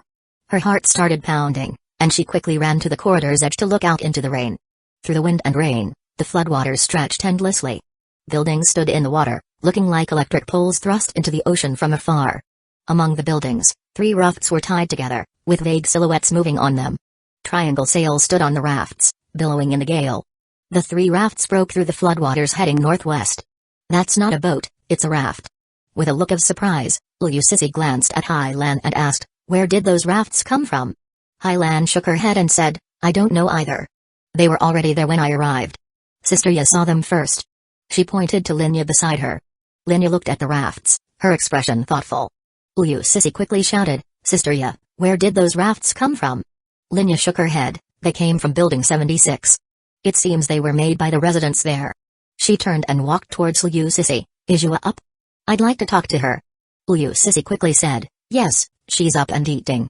I'll take you to her. Linya nodded and followed Liu Sissy into room 3212. Ling Yua, who was eating, paused in surprise when she heard people from Building 76 had made rafts to leave. Making rafts to leave the building? Are they crazy? Don't they know how terrifying the mutant beasts underwater are? Leaving the building now is a death wish. Liu Sissy couldn't help but agree, yeah, the mutant fish underwater aren't going to let them leave easily. Linya shook her head and said seriously, Yua, Sissy, I think their courage is something we should admire. Actually, I've been thinking about leaving for a while. We can't hide in this building forever. Someday we'll run out of food. We can't survive only on a mutant fish in the water. And with this building soaked in water long term, who knows when it might collapse. The mutant fish are growing in number and size, mutating more and more. Someday they could easily smash this building. Where will we hide then? And the heavy rain shows no sign of stopping. Who knows if the flood will eventually submerge the building? We really need to consider our options. Linya spoke her thoughts in one breath, having been pondering this issue for a while. The building isn't absolutely safe, everyone knows this, but no one has faced it. The departure of those 3 rafts today had spurred her. Ling Yua put down her chopsticks, looked at Linya, and said, Sister Ya, I've thought about this too, but with the flood everywhere, where can we go that's safe? To the mountains. Higher ground is the only place we can survive. Lenjiang City is a hilly area, where are we going to find any high mountains? Liu Sissy couldn't help but ask. Chapter 158 Shocking Me to Garden 2 Then let's go to the hill. The hill is better than staying in the building, Linya quickly said. Ling Yua looked at them and asked, is there a mountain nearby? Yes, there's Yangshan, Maishan, and Tree Mountain, which are all peaks on the same mountain range, Linya quickly replied. How high? About 300 meters, I don't know the exact elevation, but before the flood, I frequently climbed them. The land is much higher than the buildings, so even if the buildings are submerged, those places definitely won't be. Ling Yua wasn't from Linjiang City, so she was not familiar with the surrounding environment. The reason she bought a house here was completely because she got into the staff of Linjiang University. An elevation of more than 300 meters is just a hill. Ling Yua shook her head and said, let's not talk about whether more than 300 meters can block the rising flood, just think about how far the hill is from us and how many mutant creatures are between. Who knows? How much do we know about the situation on the hill? Can we even think of going to the hill to hide? Won't the nearby communities also have the same idea? Once we're there, we would still have to deal with those meant to claim a piece of land, Linya couldn't help but ask. So what do you plan? Are we just going to wait in the building for the flood to slowly rise? Lengyua shook her head, just smiled faintly and didn't explain. Liu Sissy, who was beside, couldn't hold back and said, Sister Ya, don't worry, Yuhua already has a plan. What plan? Linya asked in surprise. Liu Sissy looked at Lengyua and asked, Yuhua, can you tell her? Lengyua nodded slightly. Sister Ya is one of us. Liu Sissy looked at Linya and said, Sister Ya, Yuhua has already had someone build wooden rafts. What? We're also building wooden rafts? Where do you plan to go? Lengyua smiled and said, Linjiang University. Linjiang University? Linya was stunned, not understanding. As far as I know, Linjiang University doesn't have any tall buildings. Why go there? Linya quickly asked. Liu Sissy smiled and said, Sister Ya, you forgot what Yuhua did before the flood? Linya was shocked, she never really knew what Lengyua did before. Seeing her confusion, Liu Sissy explained, before the flood, Yuhua was a faculty member in the shipbuilding department of Linjiang University. At Linjiang University, there are several large ships, though they're old, they should still be usable. Linjiang University is less than 3 kilometers from our community. If we find those ships, even if just one is usable, we won't have to worry about the flood anymore. Then we can all move on to the ship, grow vegetables and rice, and gather supplies from different places. It would be like a mobile island. Isn't that better than an immobile mountain? Liu Sissy's eyes also showed a hint of hope. Linya, full of surprise, looked at Lengyua. Yuhua, is what Sissy said true? You already have this plan? Lengyua nodded slightly and said, yes, the plan has been there. But since we're going to find boats, it's quality over quantity, so I didn't announce it. At that time, I will take Sissy and Tian. Sister Ya, your solid superpower will likely be very helpful, so I need you to go with me. Linya felt a stir in her heart and said, if I can help, of course, I'm willing to go. A large ship in this flood-ravaged apocalypse is obviously crucial. Linya was immediately moved. Lengyua said, the flood is rising fast. It seems the people from Block 76 can't wait either. We shouldn't linger anymore. Sissy, our wooden raft should be ready. Already, we can depart anytime, Liu Sissy said. Good, then we shouldn't delay. Let's head to Linjiang University as soon as possible. Many people know about those ships. We don't know if others are eyeing them, so the sooner the better. Liu Sissy quickly asked, what about the people in Block 88? Lengyua said, we'll pass by there and solve it. Okay. Room 3212 in Block 88, Li Yi was leaning on the sofa, letting 2 women in sexy outfits massage him. He closed his eyes, reminiscing about the guy who could glide. Li Yi, before the flood, was a cook. He started learning to cook at 16, studied for 2 years, but didn't learn much. Instead, he picked up his master's fiery temper. He switched jobs 7 or 8 times in 3 years. In the end, age smoothed his edges, and he finally settled in Linjiang City. Unexpectedly, the Great Flood arrived, changing the outside world completely. He saw men crazily snatching food and even grabbing women. Initially, he didn't dare to go out, but he witnessed several bloody scenes through the door gap that ignited his fiery genes. So he joined the riot, preying on the weak. Despite his short stature, his years of cooking left him with strong arms and fierce fighting skills, helping him establish a foothold in the building, where he also took 2 women. Gradually, his reputation spread in the building. His fiery temper and ruthless methods earned him the nickname Brother Huo. Yes, the name Brother Huo didn't come from his superpower. It came from his temper. Later, after reading many mutant fish, he experienced a life-or-death crisis during the initial stages of mutation and awakened the power to control flame. Chapter 158 Shocking Midu Garden 3 Not only can he freely spew flames, but he can also imbue objects with fire, enhancing their attack power. Since then, his title Brother Huo has been thoroughly established. He even killed several other mutant ability users all at once, unified the entire 88 building, and became the local emperor here. He took control of the entire 32nd floor, assigning every room to the woman he fancied. Every night, he would draw lots to decide which room he would sleep in, living the dream of being a true emperor. However, the man who suddenly broke in yesterday disturbed his beautiful dream. There are also mutant ability users outside, and they can fly and infiltrate my territory. Brother Huo felt a sense of crisis in his eyes and became cautious in his heart. Not being able to catch that man yesterday left him restless. That person can fly, who knows when he will come again to ambush him. But does he have a grudge against that person? Why would that guy come to attack him? Oh yes, it must have been for his food. Besides this, he couldn't think of any other reason. Bang bang bang, Brother Huo, Brother Huo. Urgent knocking sounds came from outside the door. Brother Huo, Li Yi, immediately frowned, opened his eyes, and signaled the woman beside him to open the door. The woman quickly ran to open the door. Outside stood the strength-type superpower user Zhao Jun, and the water control superpower user Feng Lei. Their expressions were full of anxiousness, which made Brother Huo's heart tremble with urgency. He immediately asked, "What's the matter?" "There are boats." "No, there are wooden rafts." "Someone made wooden rafts. Seems they are planning to leave the community." Feng Lei quickly exclaimed. Brother Huo was startled, quickly stood up. "Wooden rafts? Leaving the community? Are they out of their minds? There are quite a few mutated monsters in the water." "Where?"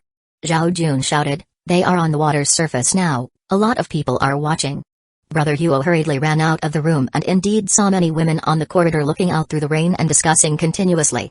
It seemed there was also a lot of discussion downstairs. He didn't have the time to scold the crowd and also looked out towards the floodwaters. Sure enough, in the floodwaters, 3 wooden rafts were connected together. On the rafts, the sailcloth on the masts fluttered fiercely, billowed by the strong winds, cutting through the wind and waves. Brother Huo widened his eyes, staring as the wooden rafts gradually disappeared between buildings. He hurriedly asked, "Where did these wooden rafts come from?" Zhao Jun quickly said, "I asked around. Someone said they came paddling over from Building 76, some said from Building 75. Feng Lei hurriedly said, "Brother Huo, are those people going out to find supplies? Or did they get guided by some authority to go looking for a shelter?" Brother Huo's heart was also filled with confusion. He furrowed his brow, suddenly thought of something and asked, "Is there anyone in our building who knows how to make wooden rafts?" I don't know, Brother Huo. Do you want to make a wooden raft?" Zhao Jun asked surprised. Brother Huo said, "These people left the building, risking attacks from mutated creatures in the water to go out. There must be something big. Maybe there really is a shelter or news from authorities. We need to find a way to get in touch with them." Zhao Jun couldn't help but say, "Brother Huo, we probably can't catch up now." Brother Huo furrowed his brow and said, "Alright, you two start looking for people downstairs today, and we also begin to make wooden rafts immediately. We missed it this time, maybe next time someone else will be able to connect with the authorities. Additionally, make sure to have people gather radios, collect batteries, and thoroughly check if there's any news from authorities." "Yes, Brother Huo." At the same time, similar scenes were occurring across different buildings in Mita Garden. Countless people watched as Liang Yuan's wooden rafts broke through the wind and rain on their way afar, causing a tumultuous uproar. Everyone was moved. It seemed that the flood waves couldn't stop the survival hopes of those who planned ahead. At this moment, the idea of making wooden rafts and leaving the buildings began to surge in many people's hearts. As the instigator of this uproar, Liang Yuan naturally didn't yet realize the great commotion his departure had brought to the entire Midu Garden. At this moment, he sat on the second floor of the number 1 wooden raft. Not only him, but all the people who had awakened superpowers gathered on the second floor. This height was convenient for everyone to clearly see the road ahead. Moreover, if they encountered a crisis, it was convenient for the superpower users to jump down and render assistance. The 3 wooden rafts were divided into number 1, number 2, and number 3. The number 1 wooden raft was the one improved based on Wang Zi's Kai creation. It was also the largest among the 3 rafts. On this raft, Liang Yuan personally supervised, with Song Wen, Zhao Kei, and others assisting. The number 2 wooden raft was a smaller raft made by Liang Yuan and his group. Over there, Ding Yan, Liu Feifei, and others were in charge, with Gu Feng leading the owners from Building 77 to assist. The number 3 wooden raft was supervised by Yang Shenman, Shi Heizu, and Elder Lin. With 3 superpower users present, they could handle any crisis that arose with timely support. The second floor of the number 1 wooden raft had an extending platform. It also had a canopy. Liang Yuan and Old Ma were under the platform canopy, which was considered a lookout post. Suddenly, Old Ma's eyes narrowed. He immediately shouted, "Old K, there's a building ahead, turn left." The patrol team member below, Kaizi, quickly adjusted the sail and called out to the patrol members on the left, "Wang, Wu Ying, start the engines." Wang and Wu Ying quickly got to work. Huang Han immediately helped. The 3 of them together controlled 3 engines. Beneath the wooden raft, the propellers made from electric fans quickly started. Instantly, the wooden raft slowly veered to the left. The number 1 wooden raft veered to the left, and the number 2 and number 3 rafts tied together behind it quickly followed, moving to the left. About 10 meters from the building ahead, the 3 rafts safely avoided it. A clear path ahead, only about 500 or 600 meters away, they could see a building standing on the water. That was Midu Garden's West District. At this moment, the place they were likely was the commercial street. Of course, The commercial street was now deep under the floodwaters. They were currently floating above the commercial street. The flooded land presented only a vast ocean of floodwaters. No landmarks, no signposts, it was easy to lose direction. Old Ma was in charge of the lookout, Kaizo led the patrol team below in controlling direction. Many others were assigned to the sides of the wooden rafts responsible for clearing floating debris. Clear the floating debris on the right. Zhao Kai saw that the right side had accumulated quite a lot of boards and plastic bottles floating towards the raft, and quickly called out. If these things piled up, they would severely hinder the raft's progress. Moreover, sometimes they would get entangled in the propellers, which would be very troublesome. As he shouted, Zhang Bing, Win Lily, and others in charge of the right side quickly commanded the crew to clear the debris. Everything proceeded in an orderly manner. The wooden rafts traveled farther and farther, gradually leaving Midu Garden. Chapter 159, Attack of the Mutated Aquatic Creatures. Liang Yuan stood on the second level of the raft, seemingly calm, but in reality his attention was highly concentrated. His spiritual power had been completely unleashed, covering a radius of 22 meters around him. With his current spirit attribute of 22.2, this distance was already his limit. However, this could only cover part of the first raft and could not cover all three rafts. He was on alert for possible mutant creatures in the water. The movement of the raft was not small, especially once the propellers were activated, causing water currents to ripple. This kind of ripple would attract the attention of some mutant fish. Suddenly, his expression changed. He sharply looked to the left side of the raft, and shouted in a low voice, "Be careful of the left side." Next to him, Dong Yan quickly used the spiritual link to connect with Ting Yan, Elder Lin, and others to convey Liang Yuan's message. Immediately, the superpower users on all three rafts gathered to the left side of the raft. They soon saw a huge black shadow rapidly approaching the left side of the raft. Liang Yuan immediately instructed Old Ma, "Stop the left propeller. Stop the left propeller." Old Ma quickly shouted to Kaizi. Below, Kaizi immediately called out to the left patrol team to stop the left propeller. The propellers quickly stopped, and the violently rippling waters immediately calmed down. However, the black shadow did not stop, continuing to charge rapidly toward the raft. Liang Yuan's face tightened, and without another word, his spiritual power transformed into a shockwave, swiftly rushing toward the shadow. Buzz. Spirit shock. Before the shadow could reach the raft, it was already hit by Liang Yuan's spirit shock. Instantly, the shadow seemed to be injured, rolling violently in the water. In the blink of an eye, waves surged, and a giant catfish nearly 7 to 8 meters long leaped out of the water.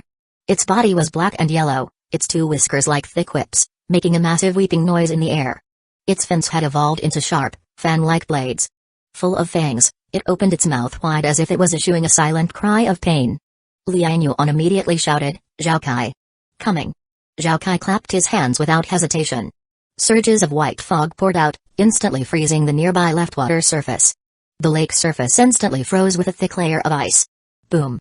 The black catfish fell in free fall, smashing onto the water surface.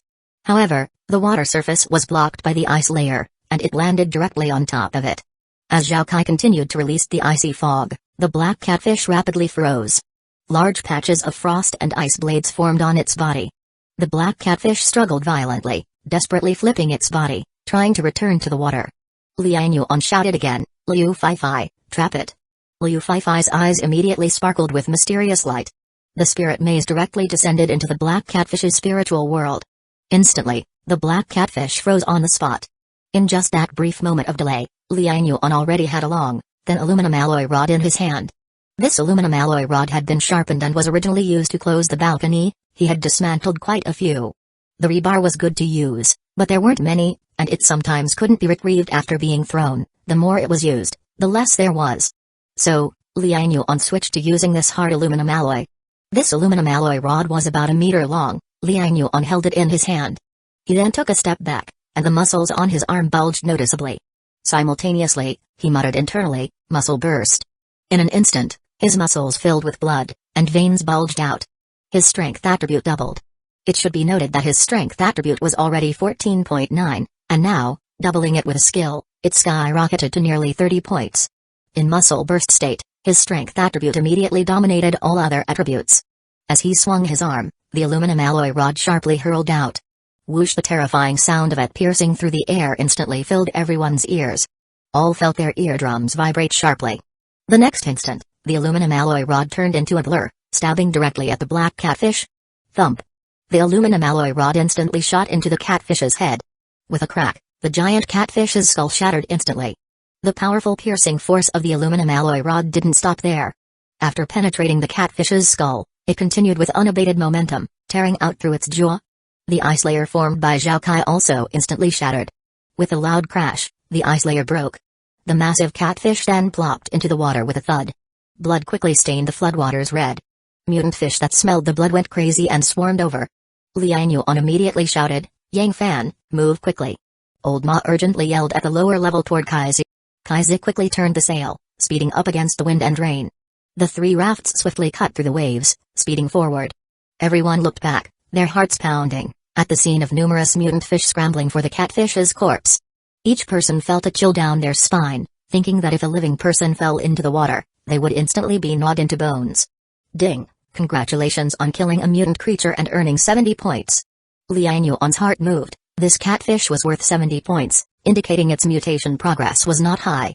Much worse than that meat mountain monster. It seems its size is just large, similar to a strength-type mutant human, Liang Yuan thought to himself, but it was big enough to pose a huge threat to their raft. He had to eliminate it in advance to prevent the raft from being overturned. Old Ma, tell Brother Kai to move at full speed, quickly leave while the mutant fish are distracted. Alright. Old Ma quickly agreed, shouted a command, and the raft sped forward at full speed. Chapter 159, Attack of the Mutated Aquatic Creatures 2. Although the road was submerged, the water level was high enough to cover all low-rise buildings. As a result, the water surface appeared smooth and open, with only buildings over 15 floors emerging above the water. Typical buildings ranged from 18 floors to 32 floors. In new constructions, 18 floors were considered high-rise. Any higher, and fire ladders would struggle to reach, so regulations suggested not exceeding that height. However, there was no such restriction in the past, and developers built as high as possible to maximize profits. Without technical or policy limitations, 32 floors was not even the limit. 3 rafts cut through the waves, forging ahead. Vast waters, torrential rain, fierce wind, misty vapor, no green in sight. Only towering buildings standing above the water. Liang Yuan took out his phone, checking surrounding buildings against a map to determine their direction. Soon he felt helpless, losing the ground reference, and without GPS positioning, he couldn't tell where they were. And the sky was shrouded with dense clouds, no sun, making it hard to discern direction. Fortunately, by the buildings, he could roughly tell the balconies faced south, aiding their navigation towards Xiangshan. He put away the phone and advised, "Old Ma, keep an eye on the direction. If anything is uncertain, we'll discuss it together." Ma Guokai nodded quickly, "Alright, this direction should be fine." Liang Yuan nodded, agreeing with Old Ma's direction. The raft continued forward, and in less than 10 minutes, a shout came from the lower raft. Liang Yuan looked down immediately, asking, "What's going on?"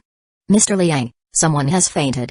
Liang Yuan frowned, asking, "Is it seasickness? Or some other reason?"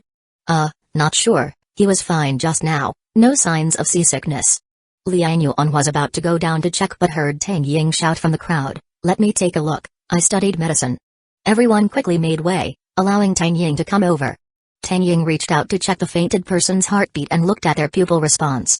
After a moment, she said, "It's normal fainting." Before she could finish speaking, suddenly another person nearby collapsed with a thud. This immediately frightened everyone, their faces changing. "Oh no, another person fainted. Doctor, please come quickly. What's going on here?" Everyone started exclaiming. Just then, not far away, another person fainted. The cries grew louder. Liang Yuan saw this and immediately sensed something was wrong. Even if it was seasickness or physical discomfort, it shouldn't cause multiple people to faint simultaneously. He quickly looked up, scanned the second and third rafts, and swiftly asked Dong Yan, "Check if the other rafts have any incidents." Dong Yan quickly communicated with Ding Yan and Elder Lin.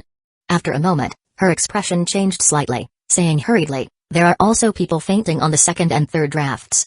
Liang Yuan's face darkened, realizing there was definitely an issue. He urgently scanned the water surface but saw no abnormalities underwater. No signs of mutated creatures. Could they be too small? Not visible to the naked eye? Liang Yuan's thoughts stirred, he immediately used his spirit to sense the surroundings. With his sensing, he immediately discovered abnormalities. On the water surface were many small spirit force fields. He quickly followed the sensing direction and looked over. There he saw insects resembling spiders sprawled on the water surface.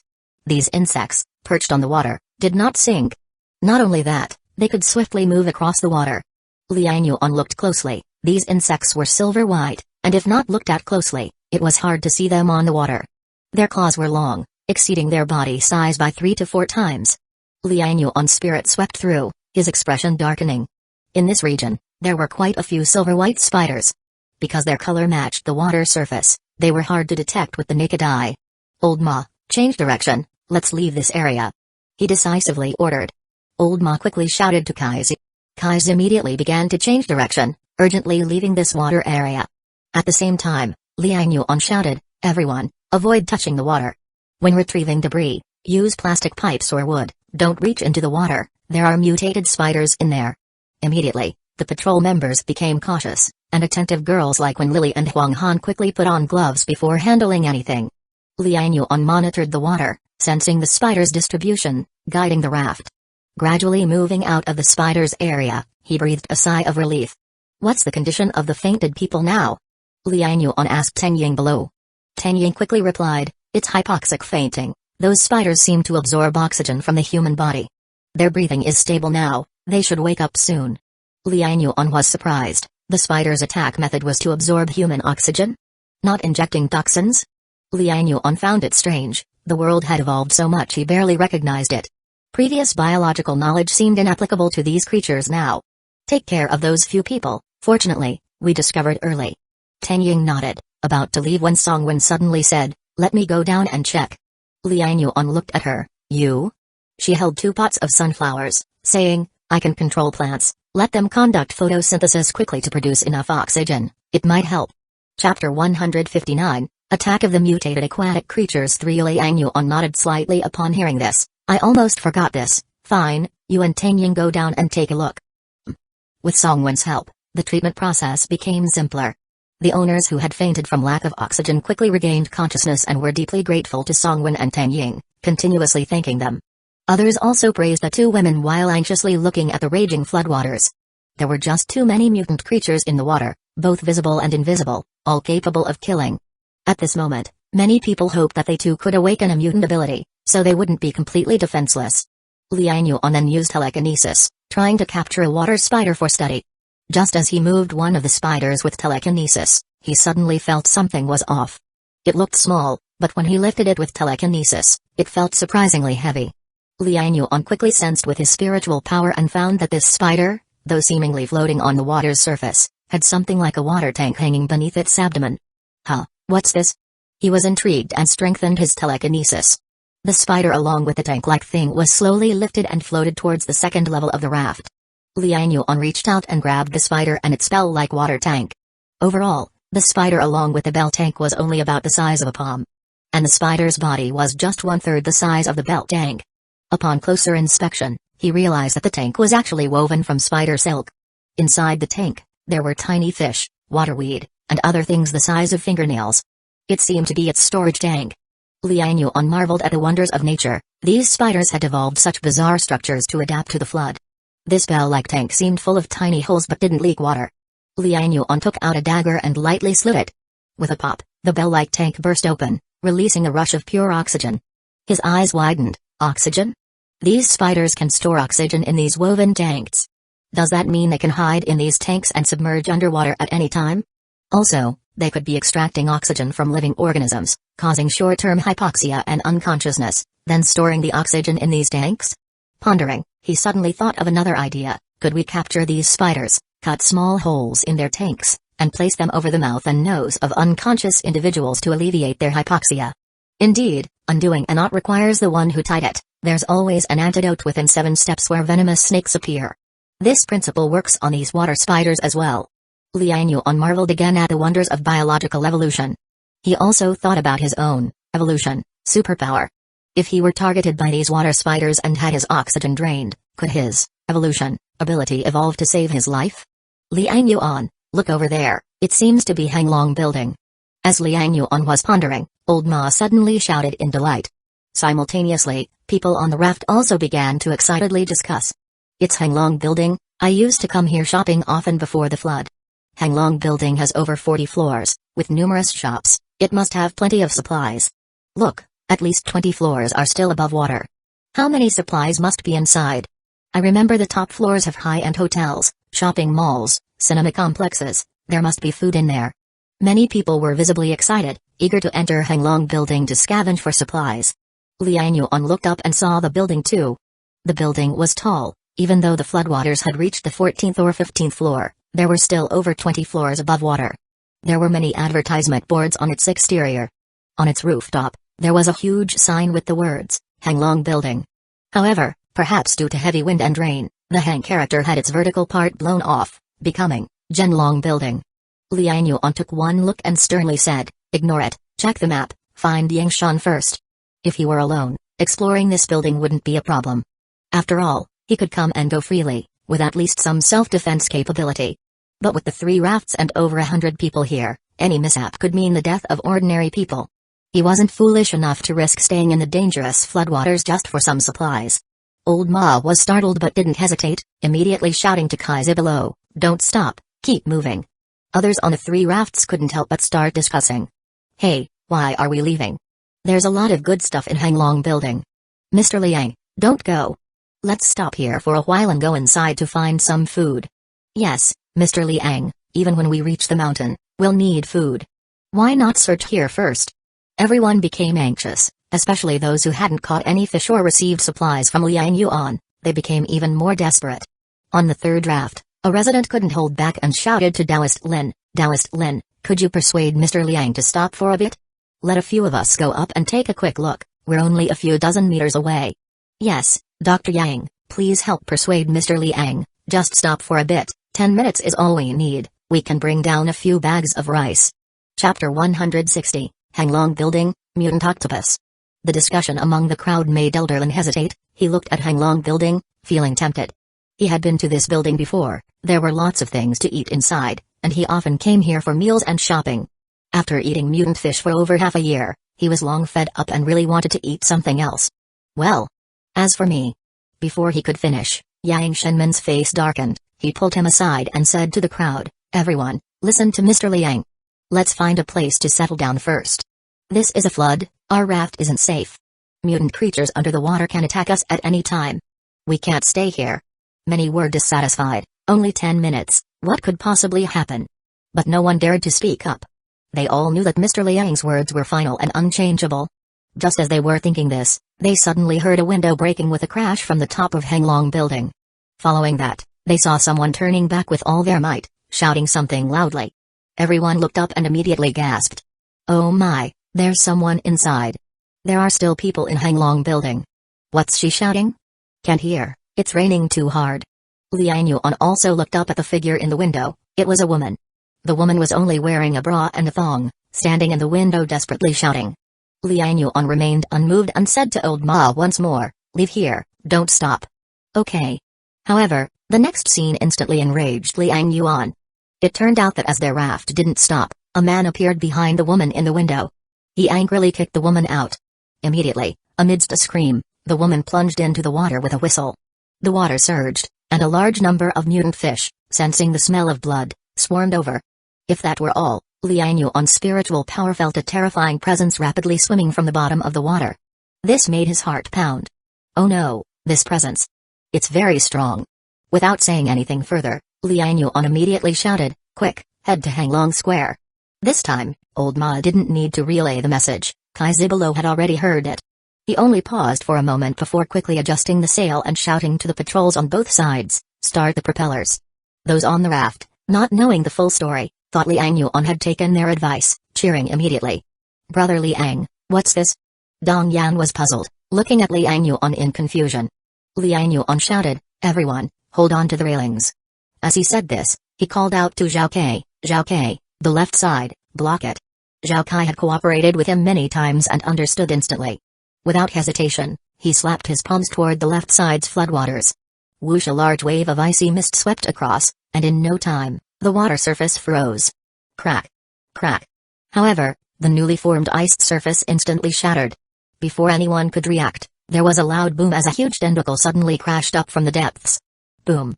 In an instant, the ice layer exploded, the water roared, and giant waves rolled.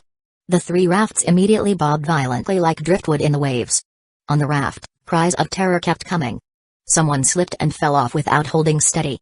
Luckily, The rafts had been designed with guardrails around them, precisely to prevent such incidents.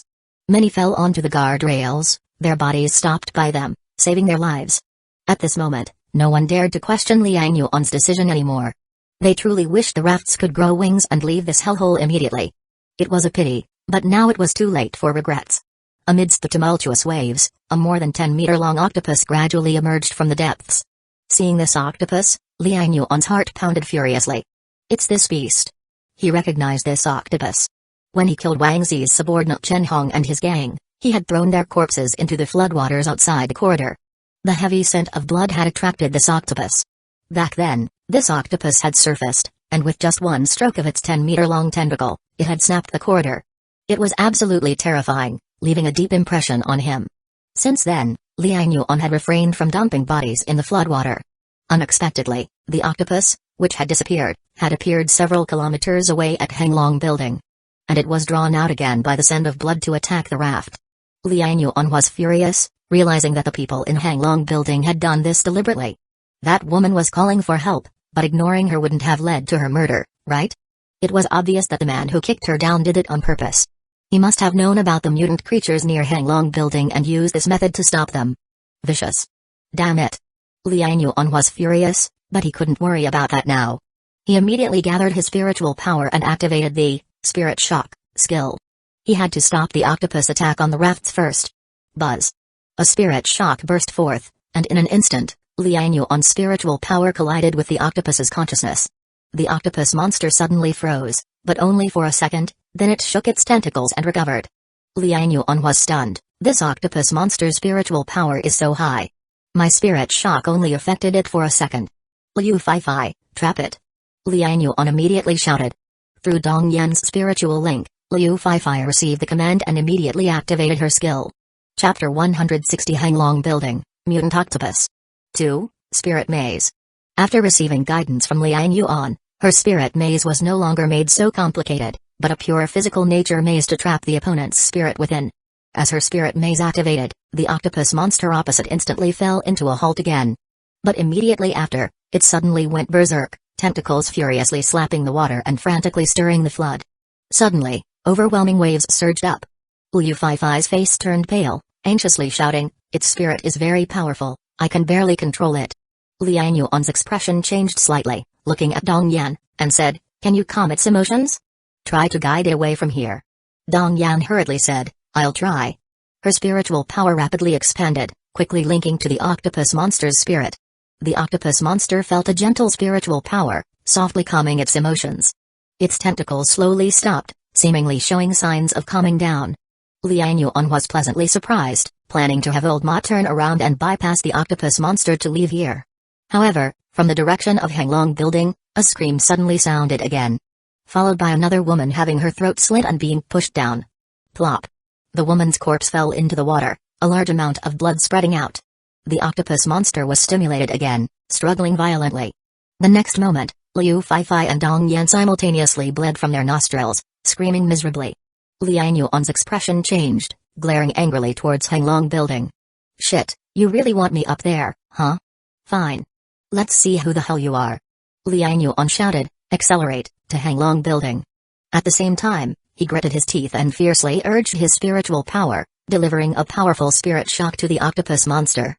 The octopus monster's brain shook, being forcibly controlled for a few seconds by Liang Yuan's spirit shock. Then it violently broke free, tentacles desperately smashing the flood, splashing angry waves. Liang Yuan continuously urged his spirit shock skills, repeatedly attacking its brain. For such a large mutated creature, its skin and flesh are tough, attacking its flesh is of no use. Only by attacking its spirit can have some effect. After countless attacks, Liang Yuan felt a great consumption of spiritual power, and his body gradually showed signs of fatigue. Fortunately, the raft had quickly created distance, approaching the glass windows of Henglong Building. Liang Yuan immediately shouted, "Everyone, quickly hide inside the building." Boom. The octopus monster broke free from Liang Yuan's spirit shock control again, rushing over fiercely. Whoosh! Whoosh! Huge waves rolled, each wave higher than the last, repeatedly hitting the three rafts. But it also pushed the three rafts, violently crashing against the walls of Henglong Building. The walls of Henglong Building were made of tempered glass. Under such impact, several pieces of glass immediately shattered. People on the rafts lost their balance, falling into the water dizzy. Fortunately, right in front of Hanglong building, everyone desperately swam, diving into the building. "Brother Liang!" Zhao Kai anxiously shouted. "Rescue people first, leave this monster to me." Liang Yuan roared, then leaped up, jumping onto raft number 3, grabbing the panicked Gu Feng, and said, "Follow me." Gu Feng hadn't had time to react, being grabbed by Liang Yuan, then his figure instantly soared into the air. Then saw Liang Yuan stepping rapidly on the floating debris on the water surface, his figure like lightning as he jumped swiftly. Bang bang bang. He kept stepping on floating items, eventually stopping in front of the octopus monster. Then leaped up, instantly jumping onto the octopus monster. The octopus monster didn't seem to feel it, still swinging its tentacles everywhere, smashing desperately around. Liang Yuan turned to the dazed Gu Feng and shouted, "Gu Feng, exhale smoke, I need you to cover its eyes." Gu Feng hurriedly nodded, "I'll try." He quickly opened his mouth and exhaled, whoosh white mist rolled, surging and spreading out overwhelmingly. Within a few breaths, it managed to cover a large mist area on the water surface. The octopus monster's vision was indeed obscured, starting to swing its tentacles randomly, attempting to swim out of the smoke. However, the smoke seemed to be attached to its head, no matter where it went, always cloaked in mist. Liang Yuan was delighted, this method indeed proved effective. "Gu Feng, keep it up, maintain this thick smoke, don't let it see clearly." "Got it, I understand." Liang Yuan's spiritual power quickly extended to observe the surroundings. Unexpectedly, the smoke exhaled by Gu Feng also had the effect of obscuring spiritual power. His spiritual power was greatly weakened within the smoke. Liang Yuan was amazed, asking, "Did your smoke upgrade? It can also obscure spiritual power?" Gu Feng was stunned, stopping his smoke exhaling. "A few days ago, I felt my brain suddenly cooled a bit, as if something grew inside. After that, when I exhale smoke, something cold integrated into my smoke, then Dong Yin couldn't link to my spirit anymore, we even studied it specially. She also said when I exhale smoke, she couldn't find me anymore." Liang Yuan was astonished, didn't expect Gu Feng's exhaling smoke superpower to change in such ways. This was far stronger than his previous simple smoke ability that only obscured vision. Being able to obscure spiritual exploration was indeed a very powerful superpower. However, this way, Liang Yuan couldn't see the external situation anymore.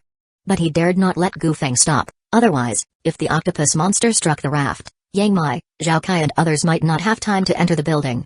Chapter 160 Hanglong Building, Mutant Octopus 3. Right now, the two of them were stalling the octopus monster here, at least giving the others a bit more time. To prevent the octopus monster from randomly attacking in the direction of the building, Liang Yuan continuously used spirit shock to stimulate the monster's brain. This made it so angry that it could only roll around in place. After a few times, the octopus monster seemed to want to give up, so it quickly started to dive, preparing to enter underwater. Seeing this, Liang Yuan hurriedly took out a waterboard from the item slot, and with Gu Feng sat on the waterboard, the two of them still hiding in the mist. After a long time, when there was no more movement from the bottom of the water, Liang Yuan said, "That's about it, put away your smoke." "Ah, okay, Mr. Liang." Gu Feng quickly took a breath, and instantly the white smoke rolled back into his body, the sight on the water surface became clear again. The torrential rain was still pouring down heavily, and the waves were surging.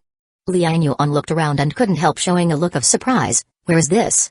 Only to see that it was empty all around, except in the distance, where a large cluster of buildings stood on the water's surface. Gu Feng also hurriedly looked around, suddenly pointed into the distance and shouted, Brother Liang, over there is the Hanglong building, right?" Liang Yuan turned his head, and finally saw a building that was obviously taller than the average skyscraper standing among the buildings. He estimated the distance and couldn't help but say, in such a short time, this octopus monster actually dragged us 2 or 3 kilometers away. Gu Feng couldn't help but say, indeed, if we rode this monster to Yangshan, it would be much faster than taking the wooden raft. Liang Yuan couldn't help but laugh. This young man's thinking was really jumping around. This was too whimsical. He said, "Let's hurry back, I hope everyone is okay." Liang Yuan took out 2 wooden paddles, and the two of them started paddling together. The distance of 2 or 3 kilometers, not too far, not too close. For ordinary people, they would surely be exhausted after a few hundred meters. But they were both mutant ability users, far exceeding ordinary people in terms of stamina and other physical qualities. 2 or 3 kilometers of non-stop paddling would take less than 20 minutes. During this process, no mutant creatures without an eye came to attack them. It was not clear if they were scared away by the previous octopus monster or attracted by the bloody smell near the Hanglong building. After a dozen minutes, the two paddled under the Hanglong building, looking at the 3 empty wooden rafts and the several corpses floating around that had been gnawed by mutant fish. Liang Yuan's face darkened. It seems someone has had an accident. Gu Feng couldn't help but say, Brother Liang, the people inside Hanglong building did it on purpose. They killed 2 people and threw them down, clearly intending to attract monsters to attack us. Liang Yuan nodded. Even Gu Feng could see the problem. How could he not see it? Let's go settle accounts with these people. Liang Yuan's face was full of murderous intent. He leaped and jumped onto the wooden raft. Gu Feng quickly followed, and the two found a broken window to climb in together. Before leaving, Liang Yuan did not forget to put the 3 wooden rafts into the item slot. These rafts were made with a lot of effort, time, and manpower. To go to Yangshan, they would still need to rely on them. After storing the rafts, Liang Yuan and Gu Feng entered the building. Inside the broken window, it seemed to be a clothing store. The floodwaters had submerged a small portion, their feet couldn't touch the floor, and there was only 30 centimeters of space above their heads to the ceiling. There were a lot of plastic mannequins floating on the water's surface. Liang Yuan and Gu Feng each grabbed a mannequin as a float, continually paddling inside. The further they swam inside, the darker the light became. They could faintly hear the sound of water splashing inside, not sure if it was the people who escaped onto the rafts. Bang! Ouch! Suddenly, it seemed that Gu Feng had bumped into a pillar, and he yelled out in pain. Liang Yuan immediately swam over and asked, You okay? No problem, it's just too dark. Brother Liang, there's a pillar here, be careful. Gu Feng shook his head and said quickly. Liang Yuan felt the pillar, had a thought in his mind, and said, Let's climb up the pillar. It's too dark inside, it's inconvenient to find a safe staircase. As he said this, he randomly took out 2 steel bars, holding one in each hand. Then he suddenly exerted force. With 2 pops, the 2 steel bars were thrust into the concrete pillar. Then he took out 2 steel bars again with both hands and used the same method to violently insert them into the pillar. Repeating the process, gradually climbing up the pillar. Gu Feng behind him was dumbfounded, couldn't help but reach out and pull on one of the steel bars thrust into the pillar. It didn't budge an inch. He was shocked for a moment, couldn't help but say, Brother Liang, how did you do this? This is amazing. Liang Yuan just smiled and urged, Hurry up, although there aren't as many mutant fish in this water as outside, there are still quite a few. Be careful, or you might get bitten. Upon hearing this, Gu Feng didn't waste any more time, hurriedly grabbed the steel bars and followed him up. After climbing only 7 or 8 meters, Liang Yuan saw the corridor railing on the upper floor. He immediately climbed over the railing and jumped into the corridor. The surroundings were dim, making it hard to see clearly. But he had spiritual power, able to observe things within 20 meters nearby. This floor should be a food court, with a sauerkraut fish shop behind him. While pulling Gu Feng over, Liang Yuan looked around the surroundings. Brother Liang, they should have come inside too, why is there no sound at all? Gu Feng asked curiously. Liang Yuan said, Let's look around, this building is not small, perhaps they took the stairs. Gu Feng quickly nodded but didn't dare to stray too far from Liang Yuan. Together they first checked the sauerkraut fish shop. The shop was in disarray, with a lot of dust, looking like it hadn't been visited in a long time. At the kitchen door, there was a large bathtub, which no longer had fish inside. Gu Feng searched the kitchen but didn't find any rice or other grains, likely looted already. However, he found many seasonings, especially lots of canned peppercorns. Liang Yuan walked in and took a look. Besides the dried peppercorns, there were also many rotten green peppercorns nearby. The dried peppercorns were well sealed and not spoiled by moisture. Liang Yuan simply put everything into the item slot. Chapter 161 The Singing Woman There are a lot of mutant fish in the flood. We could try to make sauerkraut fish with them later. This shop was searched thoroughly, but nothing was found. After that, the two quickened their pace, calling out at the store entrance. When no one responded, they immediately left. Mr. Liang, there's a safe passage here with water stains and footprints. Gu Feng suddenly found the safe passage and quickly shouted. Liang Yuan hurried over and took out a flashlight to illuminate the corridor.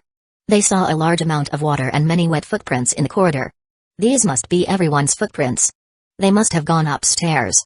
Liang Yuan immediately said, Let's go up and take a look. The two quickly followed the footprints and water stains, heading upstairs at speed. After climbing 3 floors, they saw some footprints leading to the outer corridor while some continued upwards.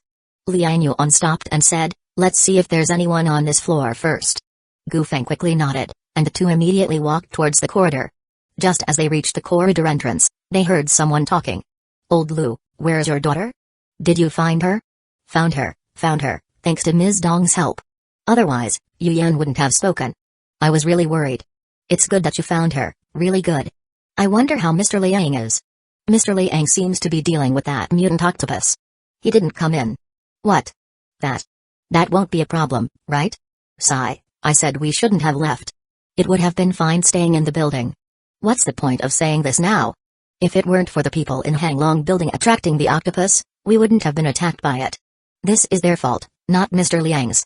Exactly. Mr. Liang went to deal with the octopus to save everyone. With his skills, it would be easy for him to escape back here. It might not necessarily be for us. These people outside were whispering, with some regretting having left with Liang Yuan. However, most of them remembered Liang Yuan's goodness, rebuking and defending him. Those who chose to leave with Liang Yuan naturally trusted him more. Only a few reluctantly left the building because their husbands or sons firmly wanted to. They were naturally resentful of the current situation. Of course, these were only a minority. Liang Yuan heard this and pushed open the door to the safe passage. Squeak! The door made a squeaking sound as Liang Yuan stepped out with Gu Feng. His spiritual power swept through the surroundings, seeing about a dozen people gathered here on this floor. They were all ordinary people, and Liang Yuan recognized a few familiar faces. Among them were Lu Deu and his daughter Lu Yuan. Were you all talking about me? He spoke in a low voice, startling everyone, who quickly turned to look towards the staircase. Lu Deu saw Liang Yuan and couldn't help but show joy on his face. Mr. Liang, are you alright? Others also felt reassured upon seeing Liang Yuan, all coming forward to greet him. Oh, it's really Mr. Liang. I said Mr. Liang is capable and would definitely be safe. Mr. Liang, how did you get back? What about the octopus monster? Mr. Liang, you're back. Captain Zhao Kai and Captain Ding Yan were all very worried. Several people were hiding their expressions and didn't dare look at Liang Yuan, even retreating into the crowd. These were the people who had just complained.